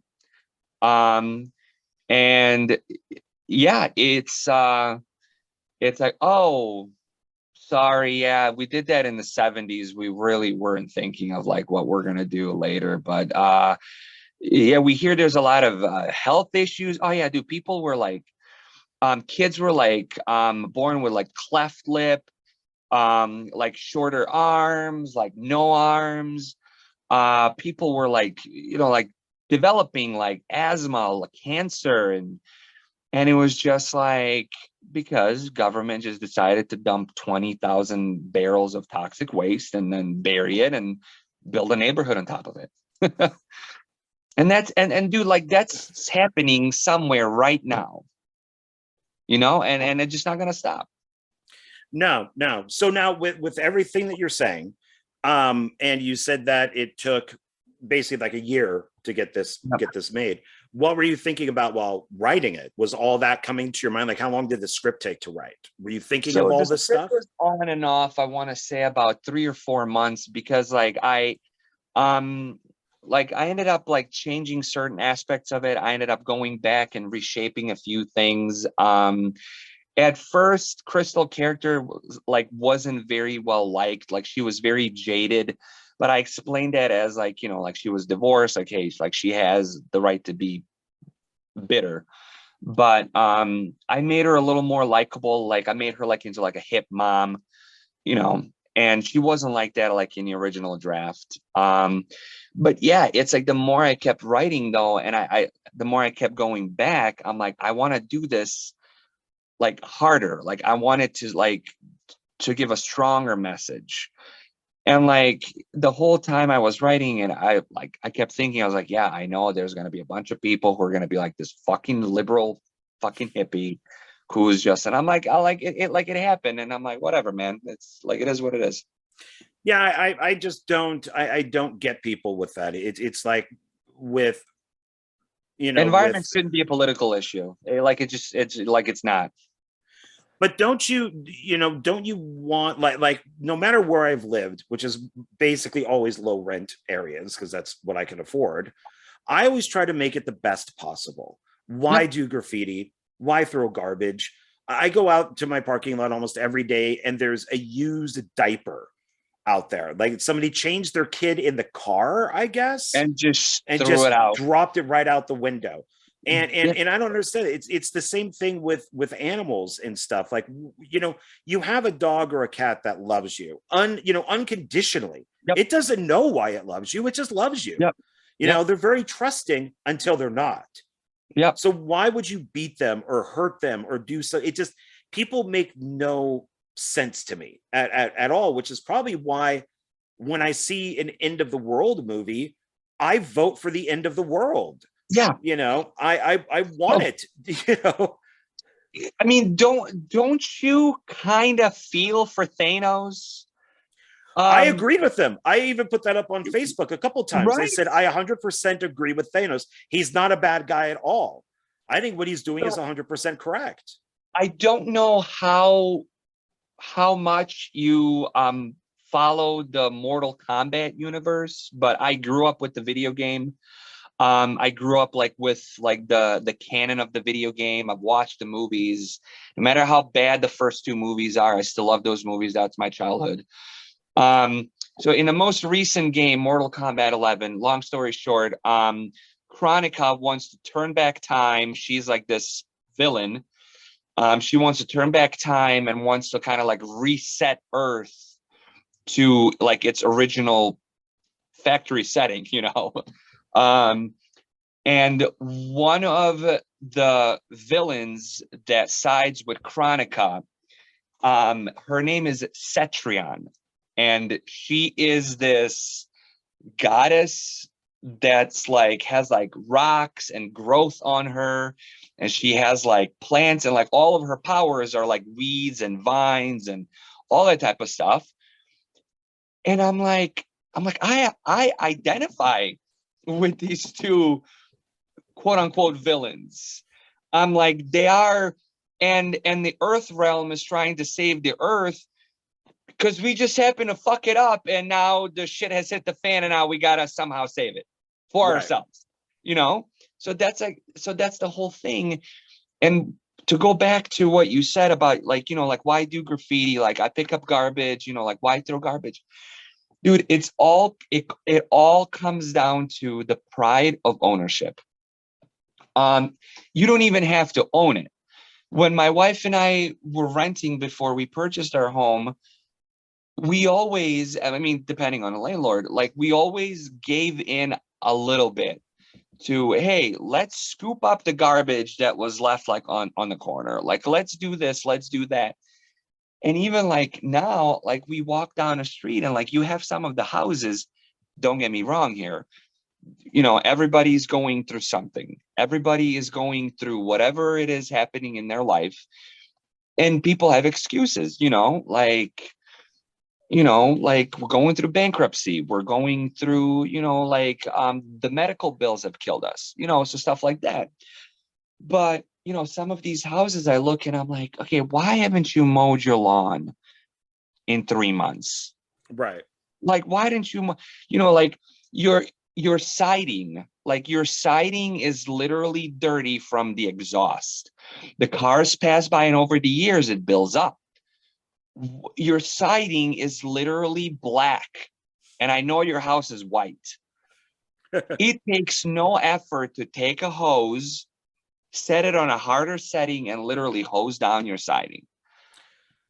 And it's people just don't see it that way. Yeah, they just don't care. So Yeah. that's why I do, find this to be interesting, because she's the main character. Jude she doesn't seem to be like an environmentalist. She doesn't seem to be, but she gets this little baby root, and it slowly kind of takes her over. And you could have gone crazy with this, like, like her character before she gets the root, she's this like, daughter, you recycle, type of thing. Or and you don't. She's just like a single mom who's taking care of her kid. And you said she tries to be like the cool mom, and she gets this root, and you said, well, maybe she is a little crazy. So that's which is interesting, is I think that this is a film where you could watch it twice and see, like, okay, is this just in her head? Because that's what I was wondering, was this all in her head or not? Right. And including the ending, when she's all kind of spread out and so yeah, and that's why I didn't want to do that, because like I know, because I have friends who are single moms, I have friends who are single dads. And, some of these people are environmentally conscious, because they do make that effort of, I'm going to raise my kid, and that's very noble. I'm going to raise my kid this way because, I care about the plants, I care about the environment. On the flip side, I do have single parent friends who are not environmentalists, not because they don't want to be environmentalists, is because of their situation. You're raising a kid by yourself. You're trying to, like do homework, provide, like put the food on the table. The last thing that you're thinking, like in the heat of the moment, is, am I going to recycle this can? Right. So that's why I didn't want to do that with Jude, is because I know the majority of people do not do that. So I just wanted like somebody like relatable, like if I was like to like, like make like a perfect character movie, I'd be like, oh, this guy's going to be a vegetarian. He's going to be recycle. He's going to be recycling on like in a spare time. He's going to be killing white supremacists, like stuff like that. But, I, again, like Stephen King, who's not a religious person, has all of like these religious undertones, because that's what America is, like an average American will go to church on Sunday, and pray to God, like put a donation in on Sunday and still be a piece of shit on Monday. It's just what America is, Well, speaking of Stephen King, I did see at one point that Jude is reading a Stephen King novel. And A Bag of Bones. It's the hard copy of it, like the hard book, and or hard cover of it. And does Bag of Bones hold any relevance, or was it just a King book you picked? There is, and also, I don't know if you remember, Claire is also reading The Bag of Bones in Anthropocene in Yes. Under the Okay. Candlelight. So I like that book. It's not a traditional Stephen King book. It's a ghost story. And there is a quote in the movie that says, "We are literally nothing but the bags of bones." Like that's all we are. We are the bags of bones. And that quote like stuck with me since I read the book years and years and years ago. And it was relevant. It was relevant in Anthropocene. It was more relevant here in Gravis Strait, because again, not giving any endings, like we literally have no say of what's going to happen because of the way we are. So that was the whole point of the Stephen King. Well, and I quote, and some people laugh at me when I do quote it because it's from Terminator 2. But it's when the Terminator and John are fixing the car and they're at Yep. that little stop, and the two kids are playing with the guns and like, I Yep. shot you, no, I shot you. And John Connor says, we're not going to survive, are we? And It's the in your Terminator nature to says, destroy stuff. Yeah. yeah. He's like, no, very blatantly, just no, Yeah. it's in your nature to destroy yourselves. Yep. And people can laugh at that and go like, it's the Terminator, type of thing. But it's absolutely true, because that's what will happen. And Now, we can help it a little bit, like maybe I won't recycle that Coca-Cola can, but I can put it in the trash. yep. I can at least do that. Yep. And which is more Absolutely. of what I do than recycle, Absolutely. Unfortunately. But see, the thing, John, with recycling is we have so much refuse. There's a whole documentary that 3/4 of your recycling does not end up being recycled. It still ends up on a dump.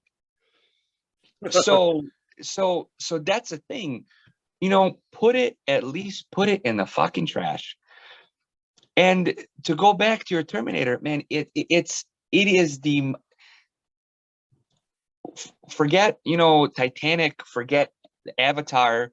I mean, they both have, well, Avatar has more of this, like anti-colonialism, Native Americans type deal. Oh yeah. Undertones. But Terminator is so blunt when it came to like the way humans are. And when Sarah Connor says he was more of a dad to him than any deadbeat I have ever dated.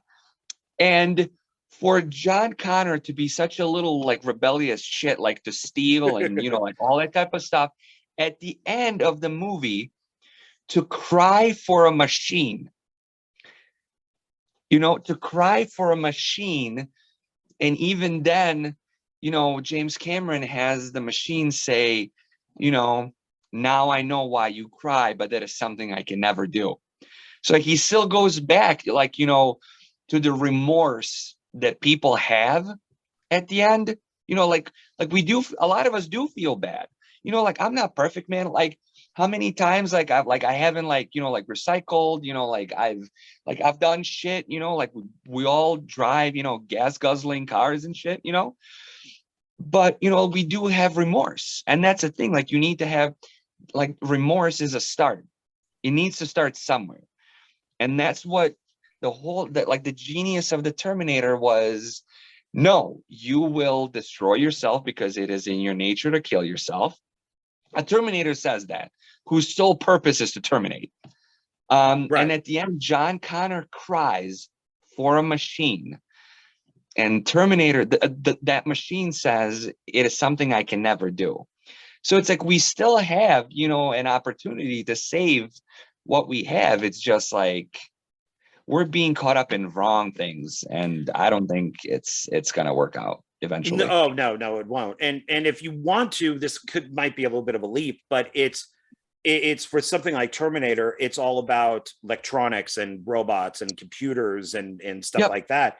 Well, I don't think that there's much of a difference between that and this, because you can look at, where this is environmental, trees, plants, grass, all that type of stuff.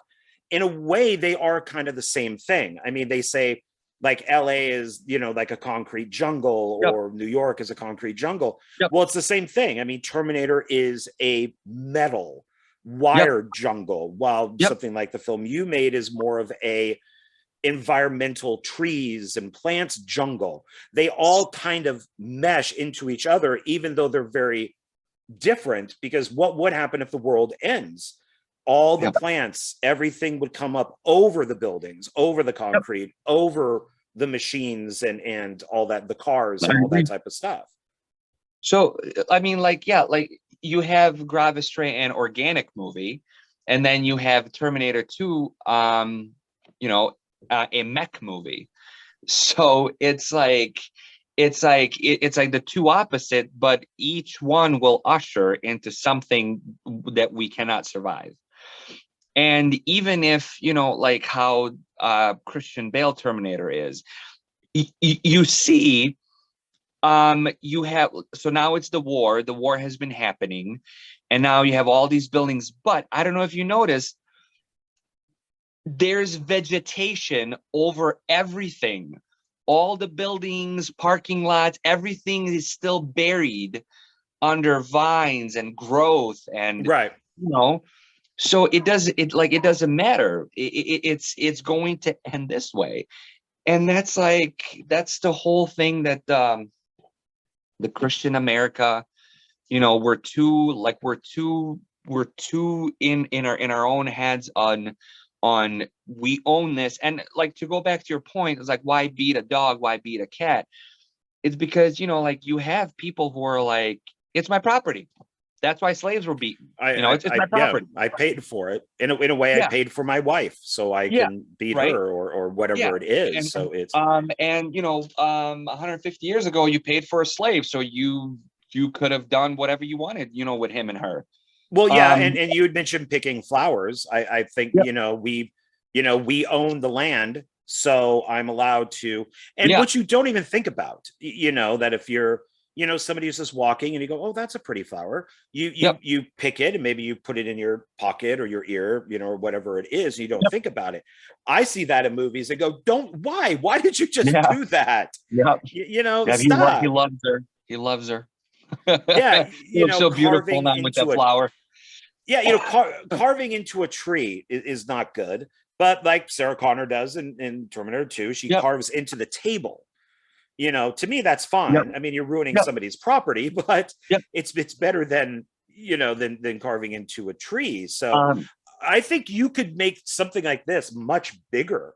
I mean, now that we're talking about this whole thing, this is one person who, I don't know, maybe this is all in her head. Maybe you could explain that a little bit. Maybe this is all like nothing is talking to her. It is just a root that's just there.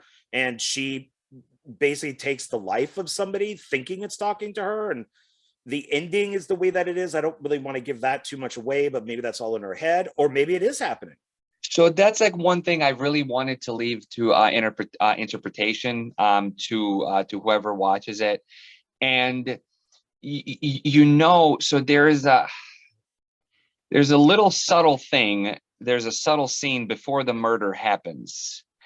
The character tries to discard the root, tries to throw it away, and she grabs her hand and she was like, no. So it's like that bond that you have. It's like you're trying to take nature out of things and you just can't. And that's like where it was right that moment where she literally starts to spiral. Because all up until that point is like, oh, hallucinations, until she kills. And it's like, and fear of the unknown, like not H.G. Wells. Wow. I'm blanking on the name. H.P. Lovecraft. Said fear is the most primal of fear of the unknown is the most primal of human emotions. And that's the thing, like we don't know things around us. We claim we do, but we really don't. Like one of my favorite one of my favorite lines from a song, and it can relate to anything. It's from a song by a Finnish band called Insomnium, and the lyric goes, we hear but we don't listen. We hear what people are saying. We hear things that are around us, but we just don't listen. Like, you can hear all you want, but to actively listen and take interest in what's happening, what's being communicated to you. A lot of us don't do that. It's when somebody tells you, oh, I'm really sad. Okay, so you're sad, but there could be so many underlying things like depression, suicide. That's why you have most happy people are the ones who commit suicide. Chester Bennington. Robin they Williams. they say that, and I suffer from borderline manic depression, and dude, I hear you, man. I've been there. Still there. It's bad. I mean, every day it's in my head to do something, and I don't. But we're laid back, easygoing, you try to be positive and all that. But you mentioned the happiest people. They say actually that somebody who is going to kill herself is happy at that moment because they know it's done. It's over. So when somebody commits suicide, they'll normally say, but Bob was so happy. Yep. Yes, because Bob knew he was going to hang himself on Tuesday. Yep. That's when you know that they're, Or they say it's oh, how dare Bob? He's such a coward for killing himself. It's how do you know Bob's a coward? Right. Dude, it takes guts knowing that, oh, Ben, hey man, this is it. So yeah, it's very interesting, and I think that it's a problem in this country. I mean, I don't doubt it's a problem anywhere, but it's a problem. Well, mental health is not looked at all. So I mean, and you have also oh, be a man, grow up. Okay. Well, I made a joke about that last night, and I was half serious. Is after we were at this film festival and stuff, we went out to get something to eat, and the waitress went to give me a straw, and I said, no, I don't want the straw, and I was asked why, and I said, because real men don't use straws. So it's which is something actually I got from Brad Pitt when he was on Oprah. She brought him a drink, and he took the straw right out and put it on the table, because Brad Pitt don't use no straws. Yeah. Yep. So I mean, but I think that this has very 70s type stuff in it. I think that this, especially the whole psychedelic type of thing with all the dreams and hallucinations and all that, and it really is, something to watch at least a couple times.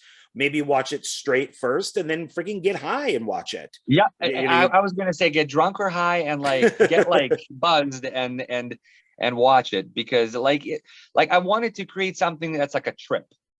So yeah. So I really enjoyed this. So I don't know if I could say it's your best film, because I'd have to go back and look at all your movies. There's so many. It's good that a filmmaker can feel that their film is their best. Right. I would definitely put it up there in the top 5. So, because I liked its length and everything. It was a nice 73 minutes, which is nice. So it's not too short. It's not too long. Because you definitely do feel at times that the film drags, because it's not an action movie. Like at times it's a drama. There's exposition. So the 73 minutes feels like 80, 85. Because it's a small it's a slow burn. I mean, you have action movies that are 80 minutes that feel for 8 days. I'm like, is this ever gonna end? So it's all to the perception of what's happening on the screen. Okay, all right. So now some of the stuff that's in the movie that I wrote down that I had questions about. Dog Grave, was that real or made for the film? Yep. No, that's our dog Spike. He died. A few months before that. That's a real dog.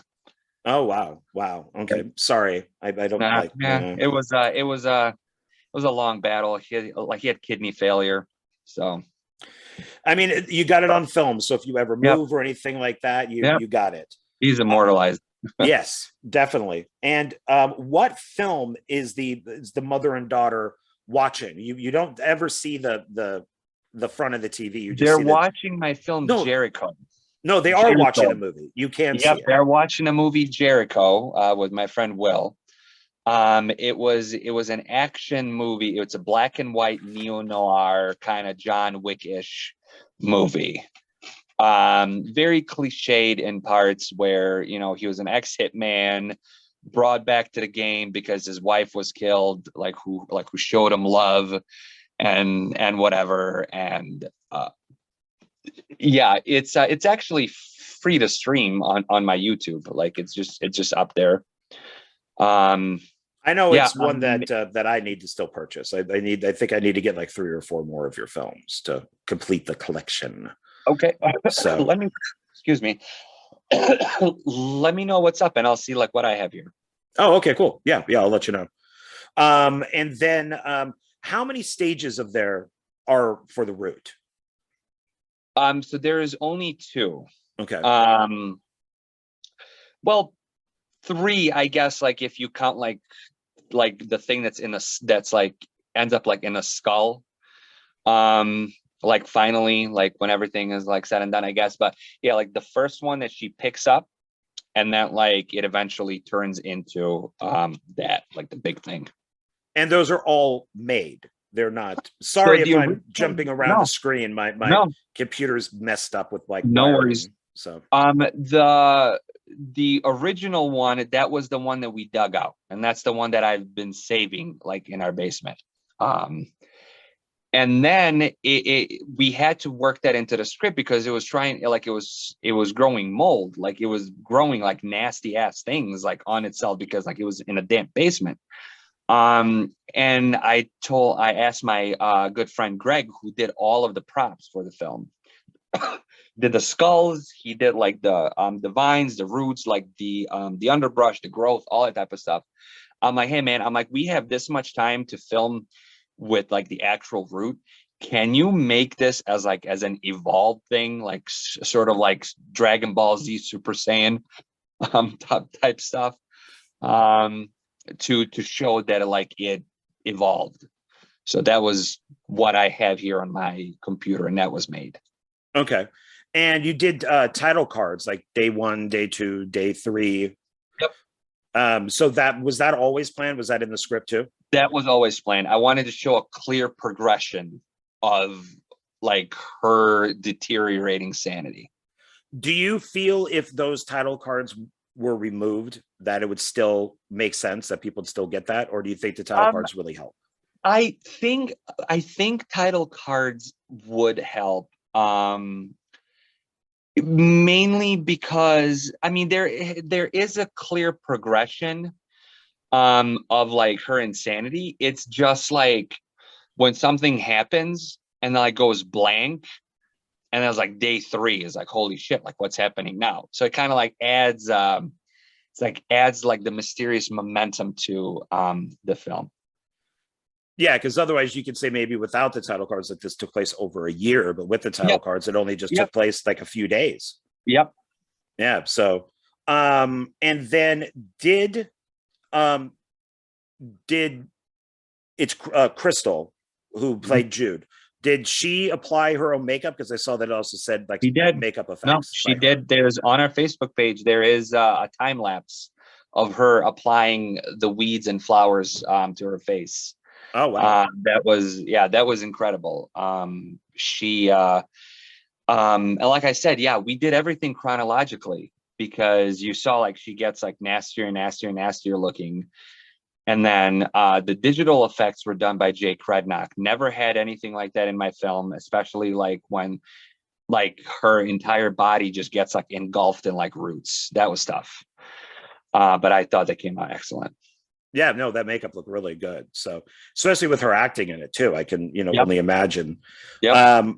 Then I have she buries the roots in the woods, and then she goes back and like apologizes. And then she also puts it on the barbecue.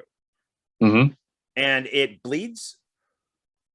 So it's her blood because it stung her in the beginning of the movie, if you recall.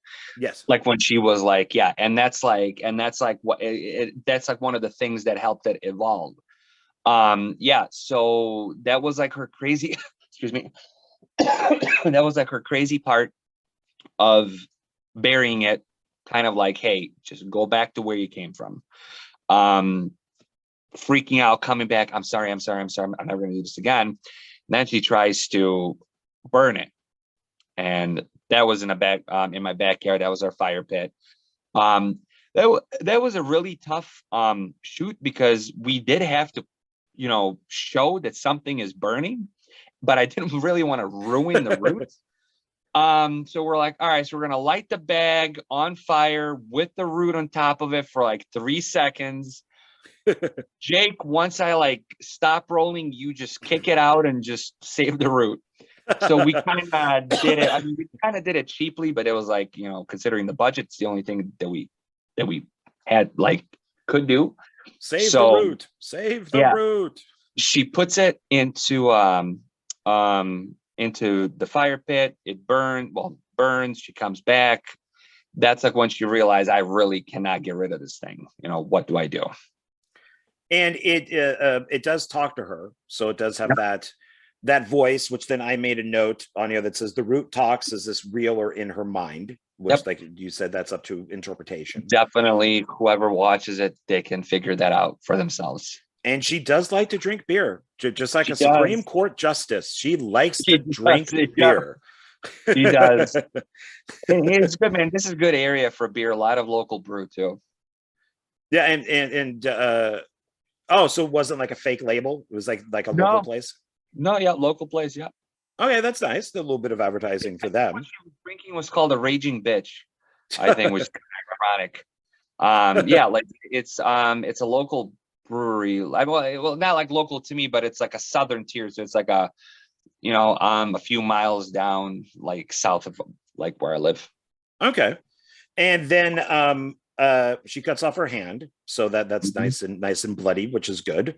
Once again, all left up I guess this isn't necessarily left up to interpretation, but yeah, because that one does say that like she's just losing her mind, because she cuts it and then like she comes back and she's like, there it is. There, yeah. Now the one thing is the beginning credits. This is my last question, and then I'm going to ask you something else.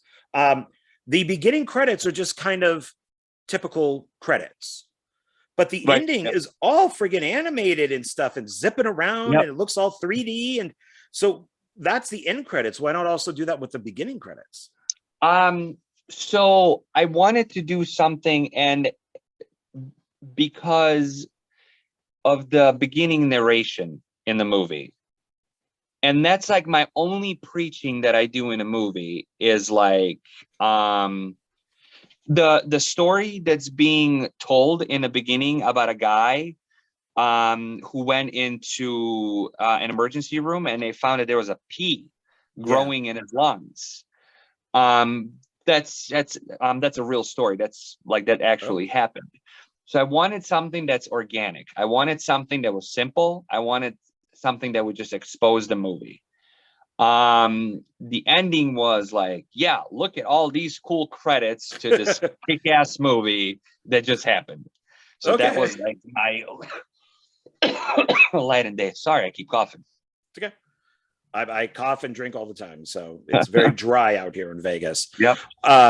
Okay. All right. So now, where can people find your films? And I'll put a link down below and all that type of stuff. Sure. Yeah. So you can find it on. So some of them are still streaming on Amazon. I know Amazon did a lot of culling, 2019, 2020. So I do have Anthropocene, Holland Road Massacre, Till Death Do We Rot, and Dying Embers on Amazon. The entire catalog, however, is on Vimeo. And I know a lot of people refuse to, like you have, collectors, which is fantastic because that's what I am. I collect movies, like I collect physical media, movies, music, records, all that type of stuff. But then you have people like who, will just stream. Our entire catalog is literally available on our Vimeo. And Vimeo, contrary to popular belief, I really love because 99% of it goes to the artist. So when you stream a $3.99 film on Vimeo, it like $3.85 goes to us. Oh, okay.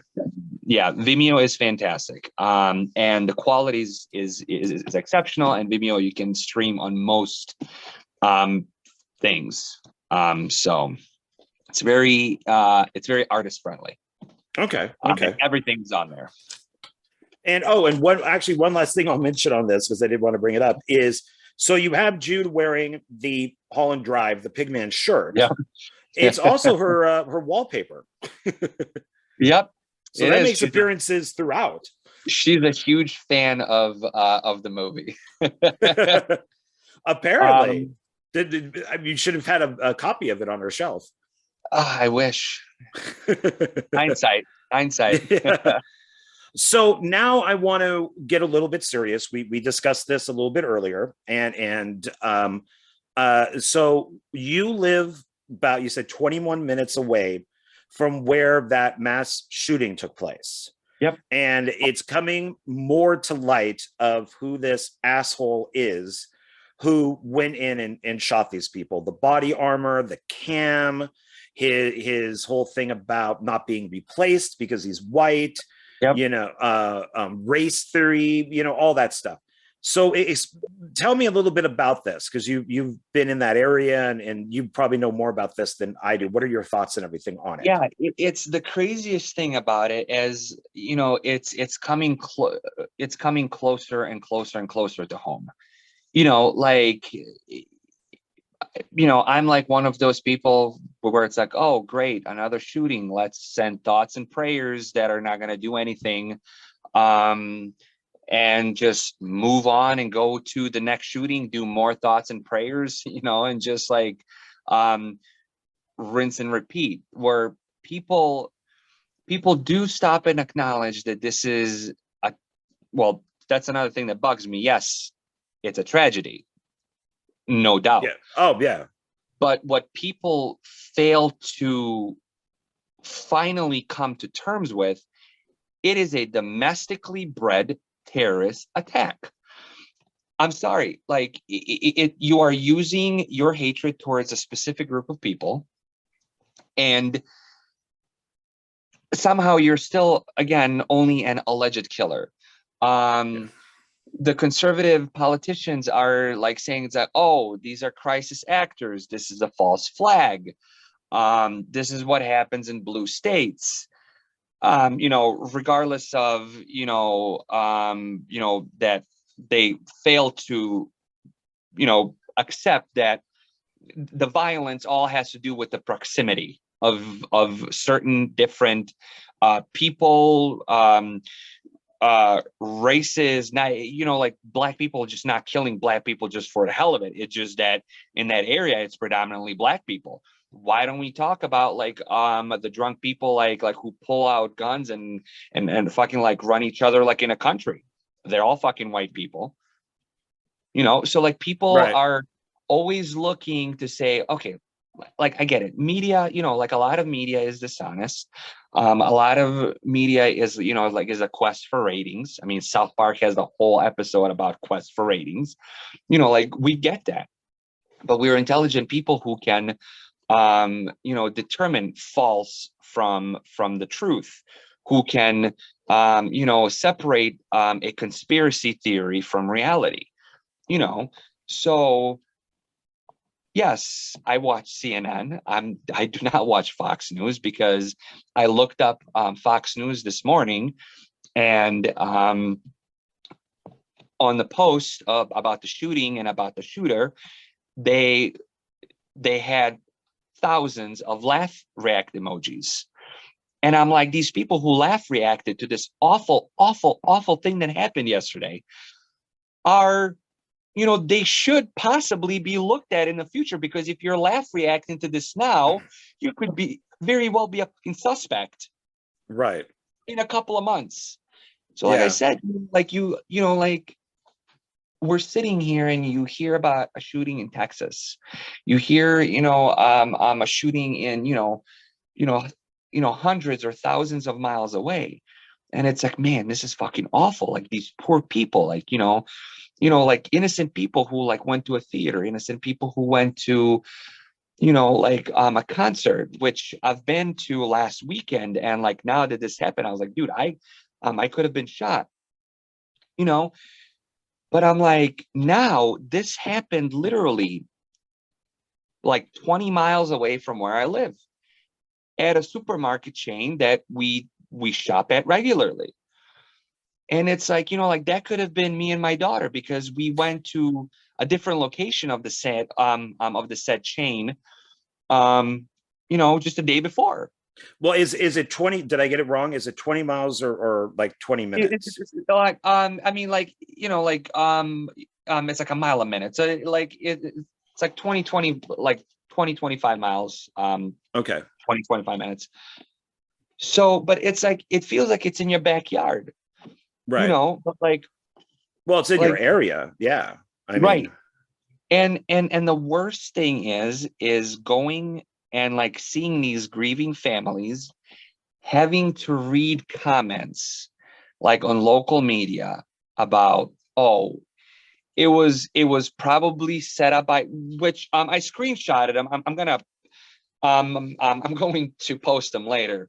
This one imbecile said, oh, this was all orchestrated by Antifa.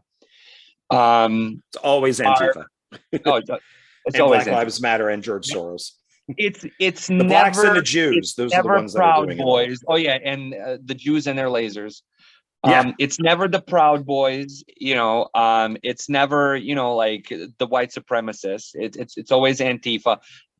According to all of these excuses, the Proud Boys and the KKK are probably the most peace-loving people like in the world.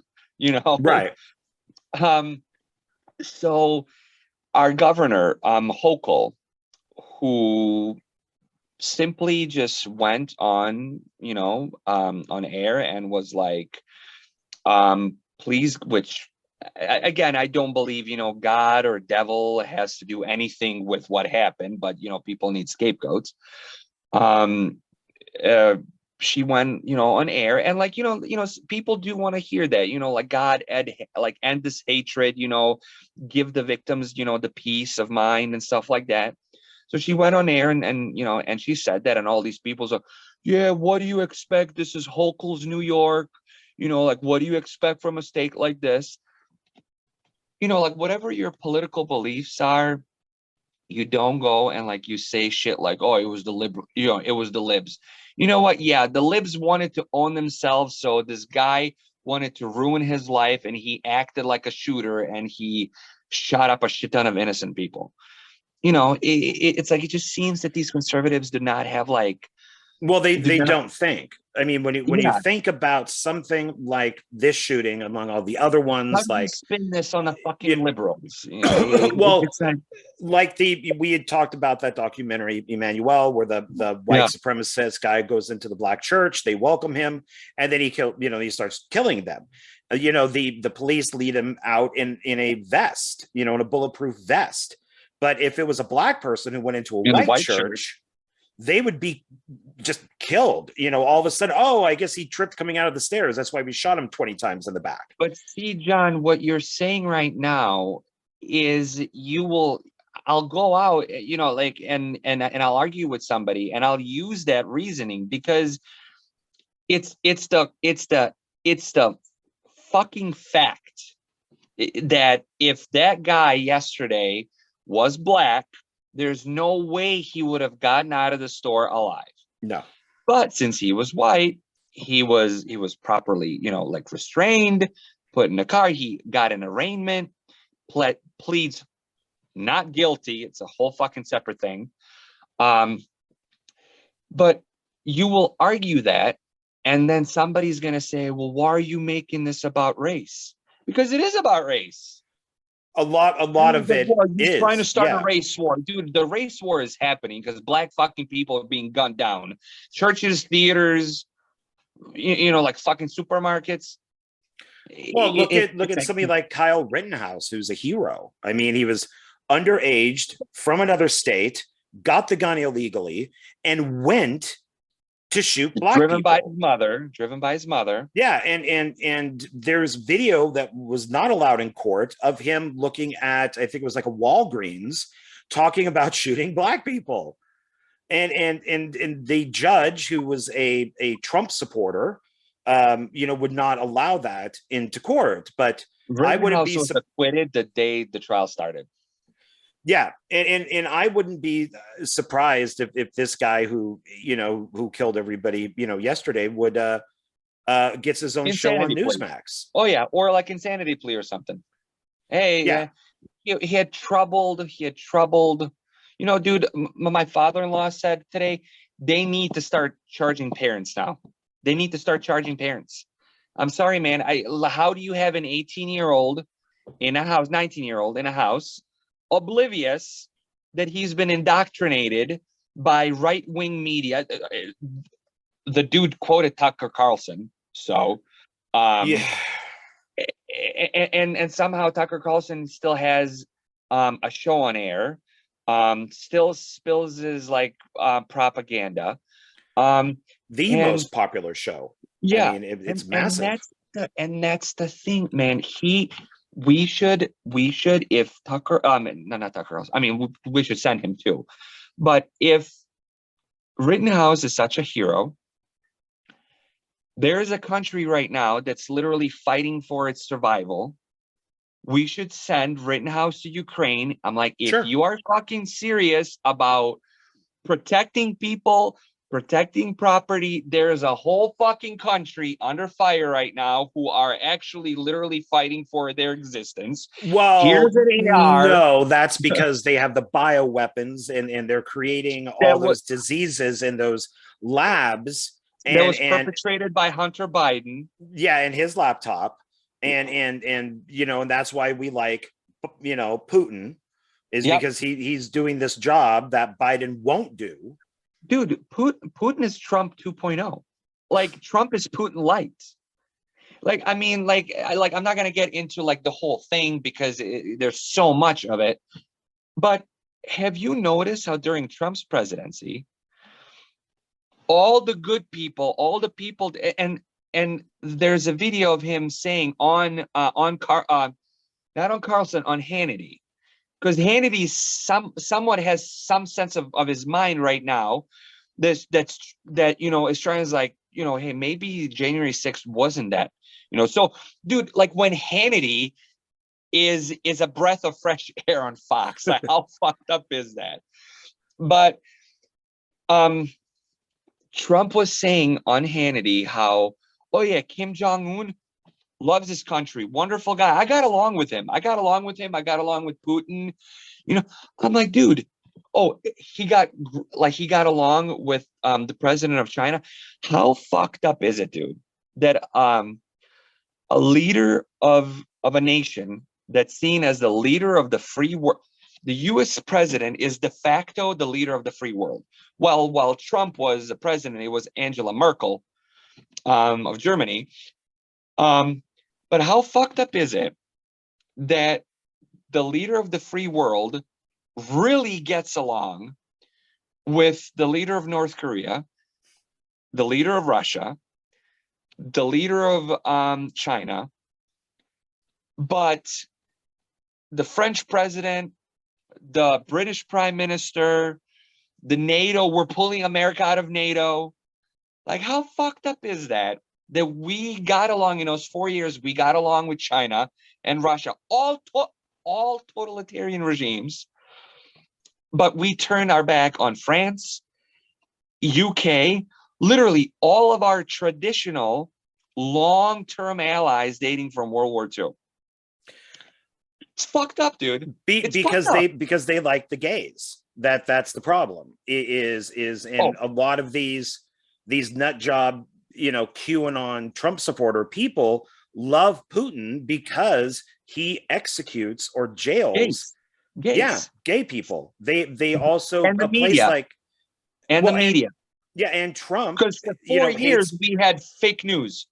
So it's and China does not like black people. So or Muslims. and if you look at they have internment camps for Yeah, Muslims. for Muslims in China. Yeah, in China, But we're right on the good with them. border, where they basically shot the live action version of Mulan. Yep. But it's if you look at, and here's proof, if you look at the Last Jedi poster, you'll see American is the I'm blanking on his name, but the black actor that's in it, Oh, he's yep, giant on the poster. Yep. You look Yep. at the one from China, he's Yes. this big. Yes.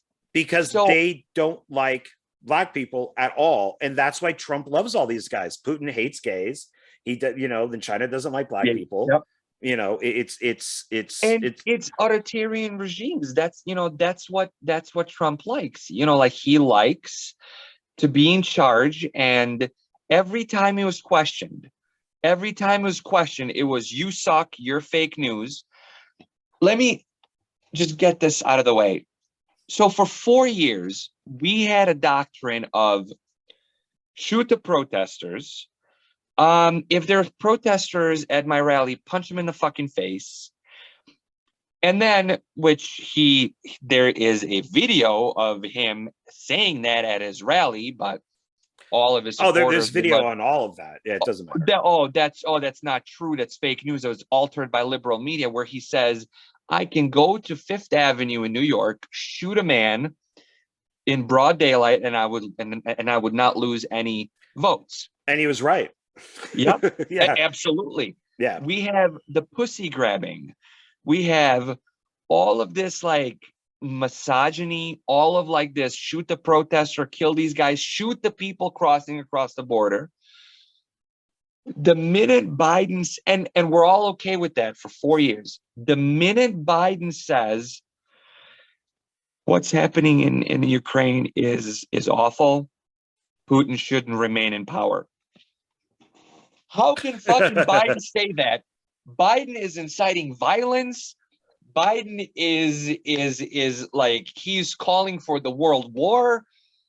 I'm like, dude, like, did we not just go through 4 years of fucking like shooting regular fucking people, having good people on both sides? And this guy says like legitimately, this guy who illegally invaded another country, who is responsible for 30,000 people dying, 1,000 of those being children. He shouldn't be in power. That's wrong. But grabbing by the pussy, shooting people on Fifth Avenue and shooting the protesters, okay. All right. And drinking bleach. Yeah, and drinking bleach. Hey, listen, lay down. It's just a cold, just a flu. There's ivermectin. Like, I mean, we could go on hours about this whole thing. And I know you have a family and stuff, and it's 6 o'clock my time, which means it's 9 o'clock your time. 9 here. Yeah. So we got that figured out. And so basically, I don't know, because of the breaks that we had, I don't know how long this even is. So I don't want to keep you too long. Dude, just let me know, man.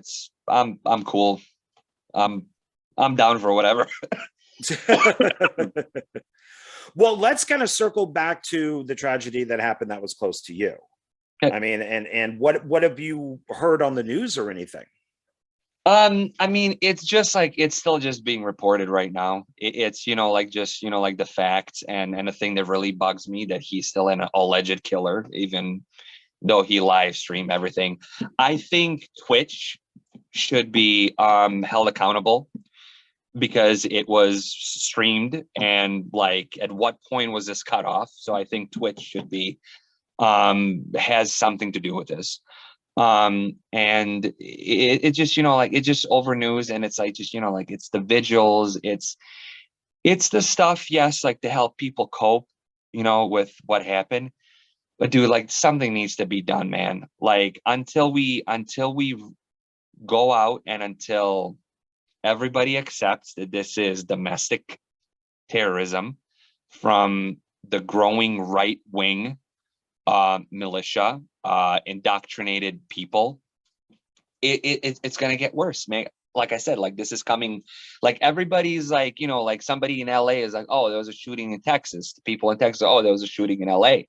Like, it's all like, oh, it's shooting, it's terrible, until it's like literally in your backyard. And it's like, holy shit, like, like like I'm afraid to go grocery shopping with my family. But it's like one of those things that like I can't even relate to that anymore because, like again, at first glance, like I'm white. And now somebody like whoever like watches is going to be like, oh, he's bringing race into that. Well, yeah, because fucking 11 out of 13 people that were shot were black people. So yeah, it's about race. But it is about race. It is. So, and right. And I'm like, and I cannot imagine what it feels like for a black teen, or as we saw yesterday, for an 83-year-old woman to just go for 10 minutes and fucking grocery shop, now never to come back. And it's like, dude, like black people have like all of the right to fucking feel scared of going to a club, to a bar, to a school, to, because majority of these shootings are targeted against minorities. Well, and it's not just those crazy white supremacist people, that don't want to be replaced. It's also the cops. Yep. I mean, cops pulling over a school bus of girls coming back from like a sporting event to check for drugs and everything. And David said how scared they were. I mean, they were all, yes, sir, because they didn't, they didn't want to get shot. Yeah, absolutely. So yeah, of course, when a black person is pulled over, like if you saw a shooting 3 days ago, yeah, you're gonna fucking run because you don't know what this cop is thinking or he's gonna do. It's, I don't know. It's like, we'll see. The area I live, the only reason why I live in this area is because it's countryside. It's generally peaceful, like nice to raise, kids. And I lived in the cities my whole life. And the reason why we moved out of the cities was traffic, congestion. Everybody's on top of everybody, and with me and my anxiety and stuff. And I'm like, I like to have like my own space. So that's why we moved, and the one thing that was very redeeming about the area that we live in is last election, we saw a lot of Biden-Harris signs. There's a farm not too far from here, maybe like 2.5 minutes. Right across that farm was another farm, and that farm had like literally like all along the road, there was about 30 or 40 different Trump flags. Fuck your feelings, Trump 2020, Trump Pence, enough bullshit, the regular Trump supporter shit. Right across that farm, there was a huge sign, the size of all of the Trump flags put together, that had Biden-Harris, like right on the barn. Huge, like this flag could have like wrapped my house around. And we saw like a lot of like Biden-Harris signs, and like even in the primaries, there were a lot of like Bernie and stuff, and it's great. And how there's still those people around here.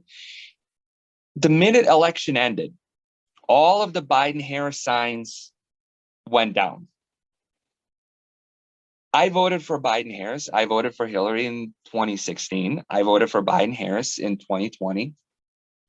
Never once did I have a Biden-Harris sign. Never once did I have a Hillary sign. I did post like I'm with her on Facebook once or twice. Never did I have any pins or cushions or hats or anything like that. Because you know what, John? That's not my fucking life. That is who I voted for. That's who I voted to represent me. I'm not a fan. I'm not going to salivate. I'm not going to, election was over. All the signs on the streets were. The only people who are keeping the signs still today are the Trump voters. You can know that that in my village, that the people who voted for Biden-Harris are the people with nothing on their lawns. People who are still fucking butthurt are the people who are posting, like we still have their, well, now it's changed to Trump 2024, Make America Great Again. again. Which, if you ever watch Tropic Thunder, the fake trailer with Ben Stiller, like when he was like, it's like, here we go again. Like that's like the only thing I think about, like when I hear about Make America Great Again. Yeah. It's like, dude, get the fuck out of here. Well, even the Make America Great thing wasn't even Trump's. It was Ronald Reagan. Yeah, but I mean, but you know, they're bringing back this Reagan era, which, can we please just face it, did not do anything for the fucking economy like everybody claims it did, but it didn't. But you know, people who have these signs on their house, there's literally, like, I'm right here. I go like this, and I'm looking at my neighbor's house across the street. There's a huge fuck Biden flag. Not let's go Brandon. There's a fuck Joe Biden flag, literally right across the street from me here. So I know that person went on Facebook and was like, oh yeah, these people are creating a race war. This is all liberal ploy. This is all liberal shit. So, but that guy lives across the street from me. Yeah, and I actually asked. I rented a storage unit to somebody, and I saw that he had a Let's Go Brandon sticker on his car. And I said, hey, can I ask you something? And he goes, what? And I said, why doesn't your bumper sticker just say fuck Joe Biden? Yeah, like why? And he goes, well, because it says let's go Brandon. And I'm like, but I know what it means. Yeah, you like, know what it means. Yeah, why not just even Joe Biden said it, like, it's Joe Biden. Yeah, and I didn't say this to him, but it's almost like, to me, if you're going to go around doing the let's go Brandon, you're a pussy and a coward. Yep. Because you're not willing to man up and put a bumper sticker on your car or wear it on a shirt that just says fuck Joe Biden. And as I'm sure they're out there, but it's like, I don't have any bumper sticker on my car that is in some way saying fuck Trump. Yep. Like never. I don't I've have said it. Yeah, I've said it. I just never had stickers. I'm like, I don't need a sticker. I'll say it again. Yeah, but they have to, and I get it. And an ex friend of mine who is a Trump supporter sat there and told me when Trump got elected, he goes, hey, we had to deal with Obama for 8 years. You could deal with Trump for 8 years. And I went, what did you have, that was my thing, John Doe, but what exactly did you have to deal with? Like, tolerance? Like, what exactly? I don't know if you remember. I mean, like, it was an isolated incident. Rob Zombie changed his I can't remember. It was, it had to be Facebook. 2008, Rob Zombie on his Facebook changed his profile picture, and it had like hope. Oh, that shit lit up like wildfire. Like, God, how can Rob Zombie do this to us? We thought he was one of us. And again, I'm not gonna like get into it, but I'm like, these people are for a rude awakening. I'm like, do you also know that Rob Zombie is a vegan? But I'm like, sorry to burst your bubble, but it's like, God, how dare Rob Zombie say that Obama is good? How dare he? And people were so butthurt. I remember, like, his Facebook was lighting us so bad that he had to change and like remove comments, like change like the profile picture back to like whatever it was. I'm like, it's yeah. So yeah. Well, all right. So on a different note, I think we've talked about this enough, and we know that what happened close to you is absolutely horrible, and nothing will be done about it. So there won't be gun control. Sadly, there won't nothing. be, any sort of mental health talked about. There won't be any sort of even his age type of thing. He'll be, looked at as, we're just going to move on. Yeah, it'll just be the next Rittenhouse. There's going to be another one. We're going to rinse and repeat. Yeah, and it will always be the same thing. These people always go, it's the Muslims or whatever. And granted, I'm no fan of the Muslim religion. I'm atheist, and I think all religion is bad. But I'm not a fan of any Abrahamic religions. So I am going to say this. I'm not a fan of Muslim religion. I'm not a fan of Christianity. I'm not a fan of Judaism either. Does not make me an anti-Semite. I'm not a fan of any Abrahamic religions, because every single one has something that constrains or constricts a certain group of people, and you have to abide by the rules, or you will go to hell, or you will be ostracized by your family. And that's just how it is. I'm like, one of the singers that I follow, she's from Norway. She said, when she was asked on like a podcast about Muslim women covering themselves like head to toe, and she was like, yeah, I see that as a form of oppression. All of these people started boycotting. I'm like, well, but it is oppression. Well, They're not able to walk around without their husband. In that country, it is oppression. But if they do it here in America, it's a choice. Correct. So if you still choose to do it, I don't think that the person should be criticized for it. I think that being in America, you maybe don't do it, but because you have that freedom not to. But it's also your choice if you choose Correct to do it. But so a lot of what it goes down to, it's ingrained in you because of the culture. It's like, that's where so for example, like where I originally come from, Bosnia has a very large Muslim population. I've had Muslim female friends who've covered themselves. I've had Muslim female friends who didn't cover themselves. I've had friends who, two sisters, one would cover herself, the other one wouldn't cover herself. So that was the choice, but it was so far removed from Middle East. I always questioned it. I'm like, okay, so you have no man here telling you to cover yourself. You have a boyfriend and you're covered. You teach religion, but you still, take science in school. So where's this, like, why are you still covering yourself? And their answer was always, well, because it's tradition. It's tradition. It's tradition. It's what, the Muslim ancestors did. It's what the Quran teaches. And Doug Stanhope, he's actually a comedian from Arizona. I don't know if you know. I mean, he had a bunch of thing on like Comedy Central and stuff, and he said tradition is dead people's baggage. It was like what? It was passed on to you, just pass it back. And that's a thing. And you have, in Judaism, I'm in Hebrew faith. I mean, it's not just in Hebrew faith, but in Islam, where, girls, they get married off at 18, 19, still legal, but their marriages were long arranged before they even knew what marriage was, and that's because that's culture. It's what the family wants. And, and I'm over here, raising my daughter on black metal, Satan and Disney, Satan and Disney. So, if she picks Disney, one and the same. Yeah, but, I don't care what my family says about that.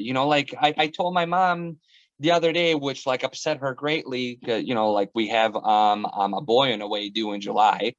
I told my mom, I was like, yeah, Alex's favorite band's going to be Cannibal Corpse, and his favorite song is going to be Hammer Smash Face. And she was like, why do you do this to these kids? Oh my God. I mean, it was a joke, but But yeah. Well, it would be something different if it wasn't, even though there are groups that have done these, terrorist, domestic terrorist attacks, it still comes down to white, Christian males, normally in their 20s, that are doing all this stuff. And it's some sort of issue. Yeah. Toxic masculinity, that race dying out, indoctrinated, Second Amendment type of deal. And yeah, the whole thing was well, not all Trump supporters are terrorists. Not all Trump supporters are racist. Oh, okay. But all Muslims are terrorists. But you're okay with saying all Muslims are terrorists? In their eyes, I believe that, and I go off the saying of, not everyone who voted for Trump is a racist, but every Correct. racist voted for Trump. But but a lot of them voted for him because racism is not a huge issue. No, but also though is there are some people out there who just vote Republican. Like I vote Correct. I just agree. Democrat. I agree. So no matter how bad Hillary was, I was going to vote for her, no matter Yeah, what. I didn't want Trump in office. Yeah, Like, it's yeah. So I'll vote for her. So it's I don't know. Like I said, we could go on in hours and hours and oh hours. yeah. So let's wrap this up and tell me about. So let's kind of bookend this with film and film. So explain like your film to me. Like explain like who you are with film. Why do you make films? Like what advice could you give? How can people make these movies and get them out to people? Sure. Yeah. Fairly easy. As I do with music now, film is just an outlet for me. I grew up in a war-torn country. I've been in the US longer than I've been in Bosnia. I came here when I was 12, 13. I'm 35. I've seen what unchecked nationalism does to a country. I've seen what rampant religion does to a country. Oh, you're Muslim. Oh, you're Christian. Oh, you're you are whatever else. I've seen all of that at play. I like everything that's bad happened in my life. It was some sort of a result of like nationalism, pseudo patriotism, or religion. So that's why I dislike both. I'm like, dude, you can love your country without being an asshole to everybody else. I'm like, you have an American flag, above our barn. It's like you can love your country and not be a fucking dick to everybody else. So I use film as outlets. They're not all of them are political, but some that mean the most to me are. Savage, Anthropocene, The Plague, and like it's an outlet. Like I've seen a lot of bad stuff. I've had a lot of trauma, like from the war, from like constantly like moving and escaping and all that, and all that type of stuff. And like it's an outlet for me, like it's the horror. Like again, to quote H.P. Lovecraft, like the greatest fear is the fear of the unknown. And that's why I put stuff in my films that I'm afraid of, that I'm afraid that's going to happen, that would make me cringe, that I wouldn't want to happen to me or my daughter or my wife and stuff like that. And like, as you see, like in all my films, in about 80% of my films, like the main character is a strong female. Like she has like a bad stuff happen to her, but then like she perseveres in the end. And honestly, like it's really easy to make, like the one thing that I kind of like remove myself is from like these big productions. Everybody wants to be a star. Everybody wants to have 15 people on set with walkie talkies.